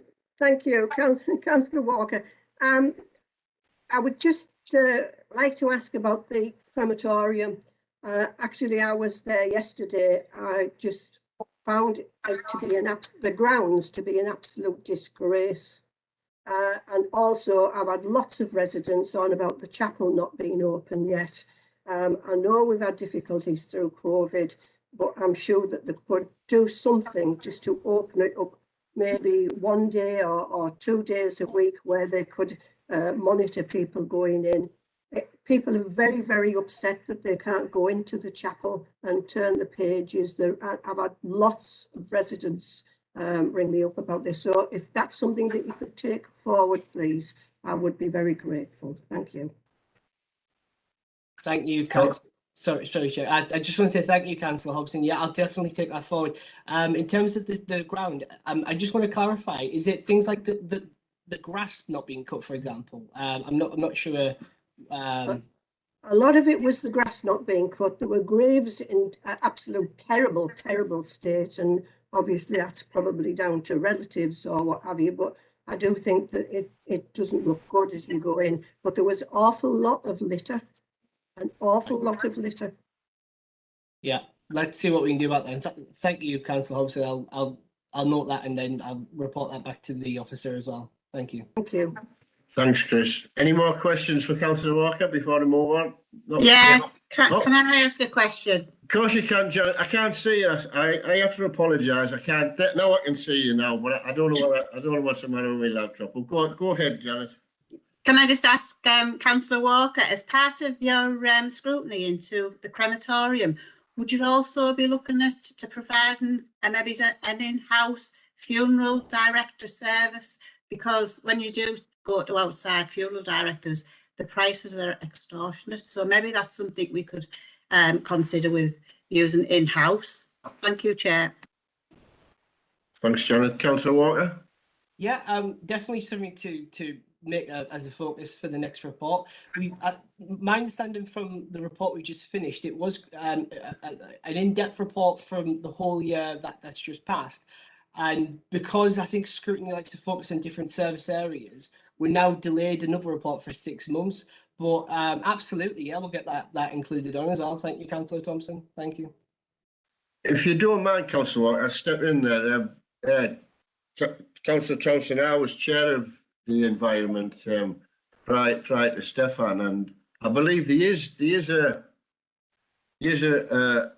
programme, the council. If you get in touch with Paul Thwaites or Jeff Field for more details on that, I believe there is. I'm not sure whether it's a council undertaker, but there is a plan which does make it cheaper, but it's a very basic funeral service, Janet. But I'm sure Paul Thwaites will have the details for you. Chair, can I jump in on that? Look, Of course you can, Dennis, yeah?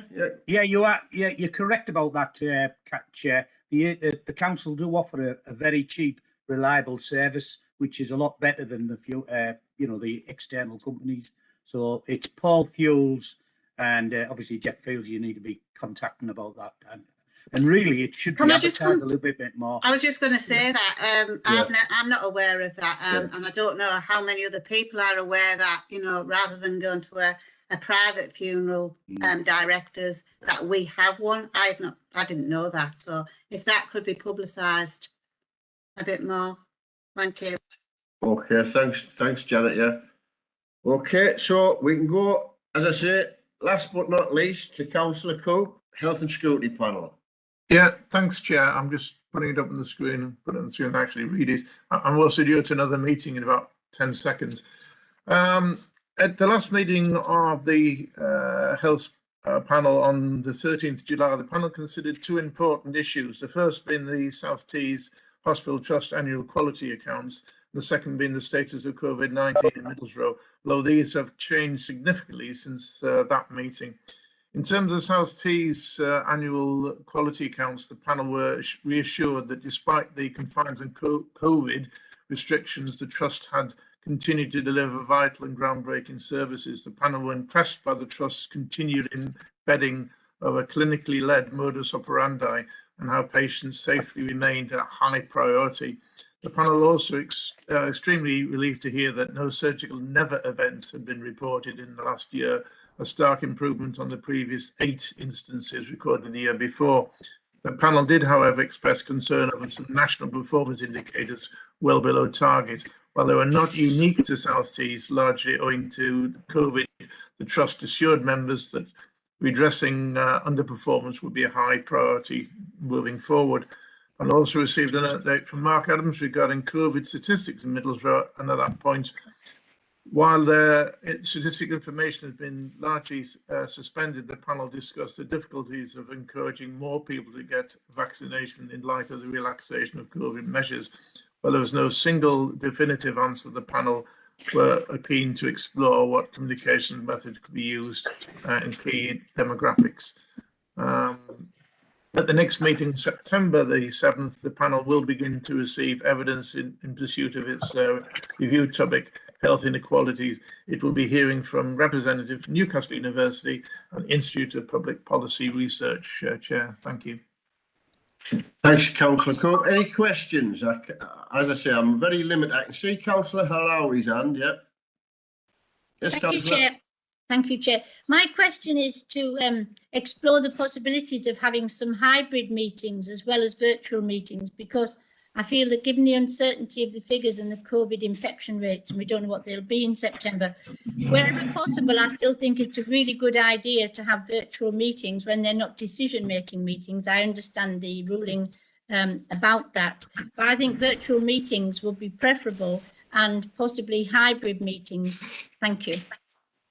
I think the plan in September was actually going to do that as well. Could you just make that comment? But you think we're going to be hybrid for health, do you say, in September? I think we are. I think that is the plan. If we don't make a decision, I think that is the plan. Sorry. Right. I would just advocate virtual meetings, therefore, Chair. Yeah. That's my main point, please, wherever And I possible. also must go to the next meeting as well, if there's no other questions. Thanks, Chair. Okay, Councillor Cope, thanks very much. Obviously, there's no questions because you're not going to be there. Okay, agenda item number 9 is any other items. I've just got one. Our next meeting, Caroline will tell us the date because I don't know yet, but I intend to, we agreed to invite the Mayor for the first time. Now, we've also discussed it with Councillor Morstan, and we've decided that we will take pre-questions. The reason being that is because over time, executives and the Mayor has been to come to OSB, and if he's asked a question, if he hasn't, he might not have the answer on him, you know, off the top of his head. So really, it's a pointless question if you're not going to get an answer over there. So if you've got any questions, if you could email them to myself or Caroline for the next meeting. When's the next meeting, Caroline? Do you know? Yes, Chair, it's the 7th of September, Tuesday Right. the 7th. So what sort of notice we should give them for these questions? I'm not sure, Chair, but I know that Councillor Hobson has a hand up, so I don't know whether Oh, she's got something she'd like to say. I'm sorry, It's Chris. no I'm worries. so It's just- sorry. I can't see you. I can't see you, Chris. Go on. Go ahead. Not a problem, Chair, not a problem. I would just like to know, is he going to put out a report on what he's going to speak before the meeting so we can ask the questions on the report rather than have hundreds of questions about different items, or are we just going to talk about different items? I just need to know sort of what subject are we going to talk on, or are we going to talk on anything? Thank you. Well, go on, Caroline. Did you want to say something? I think we were just discussing. It was just. I mean, sorry. go on, Caroline. Go on. No, sorry, Chair. I was just. It's obviously for the board to determine what it wants to ask the mayor or the other exec members, and therefore, I don't know whether there's some key themes that the board collectively would like to ask the mayor to speak specifically on, or more general questions. I think obviously. We've done it in a variety of ways because we've been doing it virtually and we've been doing it in person. When we've done it virtually, we have tended to give people questions in advance so that they have had sight of some of those questions. But that's not to say that's completely restricted, because the whole purpose of scrutiny is to hold the executive to account. And therefore, it's not that all the questions have to be pre-arranged or predetermined.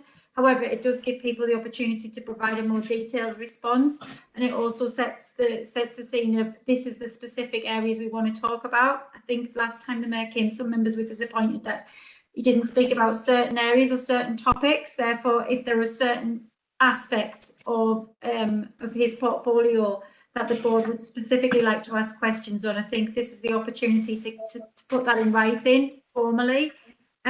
So I don't know whether, I think Andrew Perryman wants to come in here as well, Chair. So okay, thanks, Caroline. Before, yeah, Andrew, come in. Yep. Yeah, thank you, Chair. Just in relation to the Constitution, looking at the terms of reference, obviously the Overview and Scrutiny Board, may scrutinise and review the decisions made or actions taken into connection with the discharge of the functions of the Council.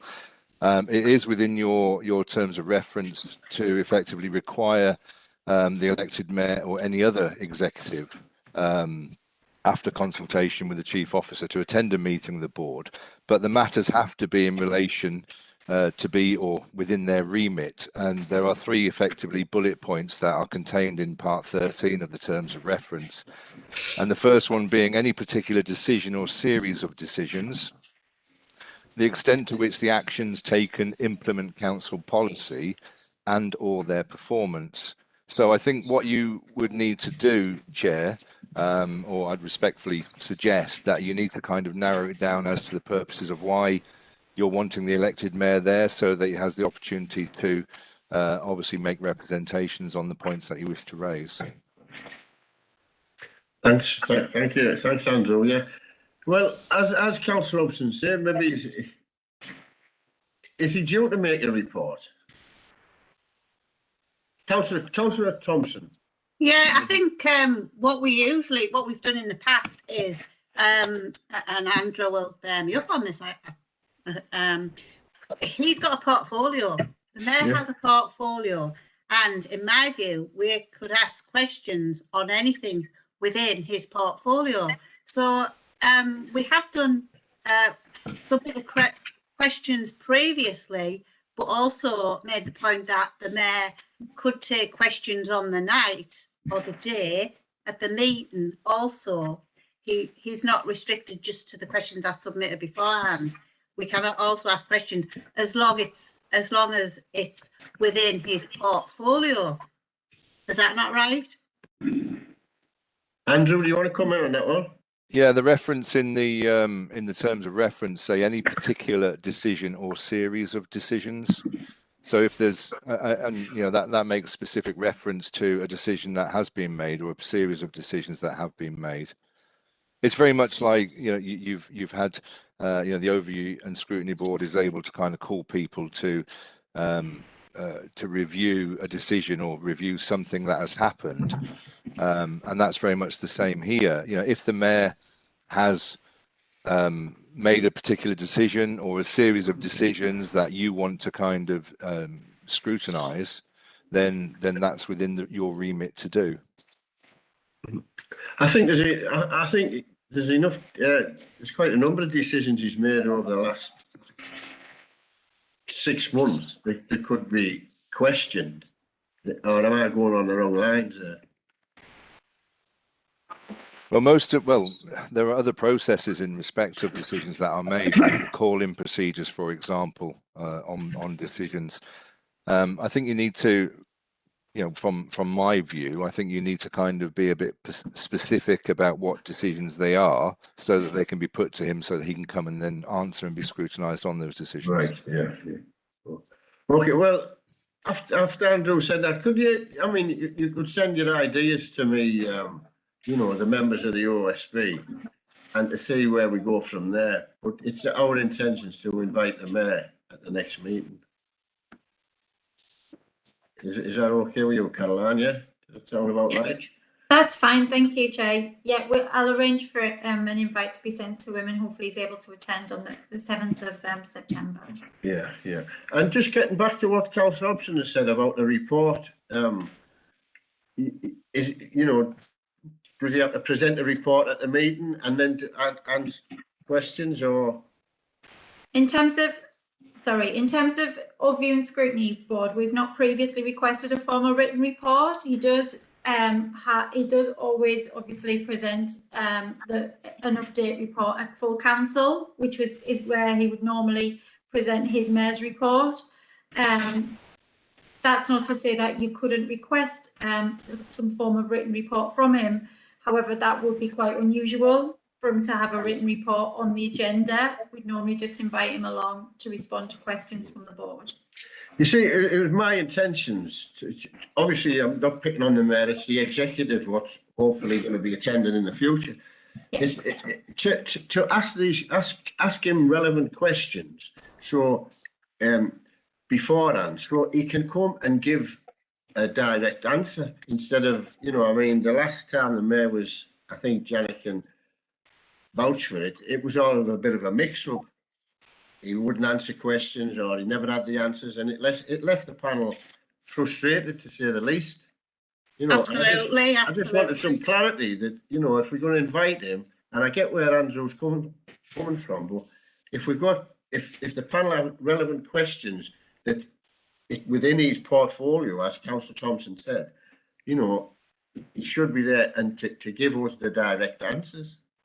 Chair, if I can just come in a little bit further, I mean, the terms of reference do go on, and obviously they identify the notice period that is required for him to attend, but that notice that is given to the mayor will have to state the nature of the item on which you're required to attend. So that's obviously where we refer to the specific aspects of what it is you want to review, and also you identify within that notice which papers are required to be produced for the meeting, and where the account to be given to the meeting will require the production of a report. Then obviously he's must be provided with the opportunity to prepare a report in respect of those issues that are being addressed. Thanks, Andrew. Councillor Hobson. Thank you, Chair. Yes, I mean, working round this, I mean, my thing is that we just invite him to answer questions on his portfolio. Yeah. Which gives you a good scope, and also any executive member, that's what you would do. You would ask them to answer questions on the portfolio. So I would suggest that that's what we do. We invite him and just say there will be questions on your portfolio, which will, if we can, be put forward before the meeting, so you can give a full reply. I would like to second what Councillor Hobson said. I agree with that. Yeah. Also make the point that because in previous, when the mayor's come previously, at the very, I think it was the very first time we submitted, I think it was 4 questions, and then as soon as the 4 questions were answered, he left. So that didn't give the opportunity for people to ask other questions within his portfolio. So, you Yeah. know, he was saying, I'm only here for an hour, so I'm only answering these 4 questions and then have to go. Yeah. So we need to make it, we do invite him, to make the point that to give the opportunity for everyone to ask questions. Yeah. And Having said hopefully that- not restrict time. Yeah, well, I was just going to say something that Councillor Thompson. I know we've obviously got members, and maybe you know, there'll be a limited time, and that's not to say I don't want like 6 or 7 questions off one councillor. You know, maybe it's 2, and obviously you can have a supplementary. I wouldn't just like cut you off and say, well, you'll accept that answer, but you'd have one supplementary on that question. You know, so you'd have to have some sort of time limit. But I get where I was at that meeting, Janet, and you know, it was crazy. So I absolutely agree with you, Chair. It's like we don't want one person domineering with 7 questions. We need to make sure that every member of OSB gets the opportunity to ask questions, and that's your job, isn't it? And I'm sure you will do that. I think I would limit to 2 questions per councillor, and obviously there's a supplement on that as well. So can we agree on it? Is that line we can take, Andrew? Is that the line we can take? I think just in terms of I mean, I'll just refer back to the terms of reference. You know, the notice must be given, and the notice must stipulate what it is that you, or the nature of the item on which you are required, or they're required to attend to give an account of. And if you're identifying that it's to do with his portfolio, then he's got to be given the opportunity to either present a report or write a report for that meeting. Okay, thanks, Andrew. So I think we agreed we'll go down that road and see what happens. Sorry, Councillor Alawi, I can see you now. Yeah, I'm feeling a bit targeted with all my questions. However, you're not targeted. You're not targeted. You're not targeted. I'll go. What I think is that, you know, the mayor's item on the OSB agenda is only of restricted time, because we have all the rest of the OSB agenda. As indeed, we've taken, you know, plenty of time today to look at the issues on the agenda. So I think the mayor's time for questions should be restricted within a time frame.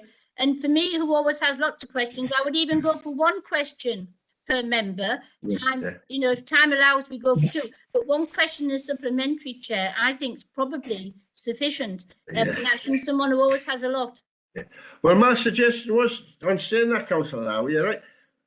I did suggest at the briefing this morning with Councillor Mawson and Caroline that if we're inviting the mayor or an executive, there shouldn't be a lot on the agenda, because, you know, we want to give time for the exec or the mayor to give the question, but also time for councillors to get the detailed answers, you know. And I totally agree with you. We don't want to load on the agenda if we're inviting one of them. So we work around that one.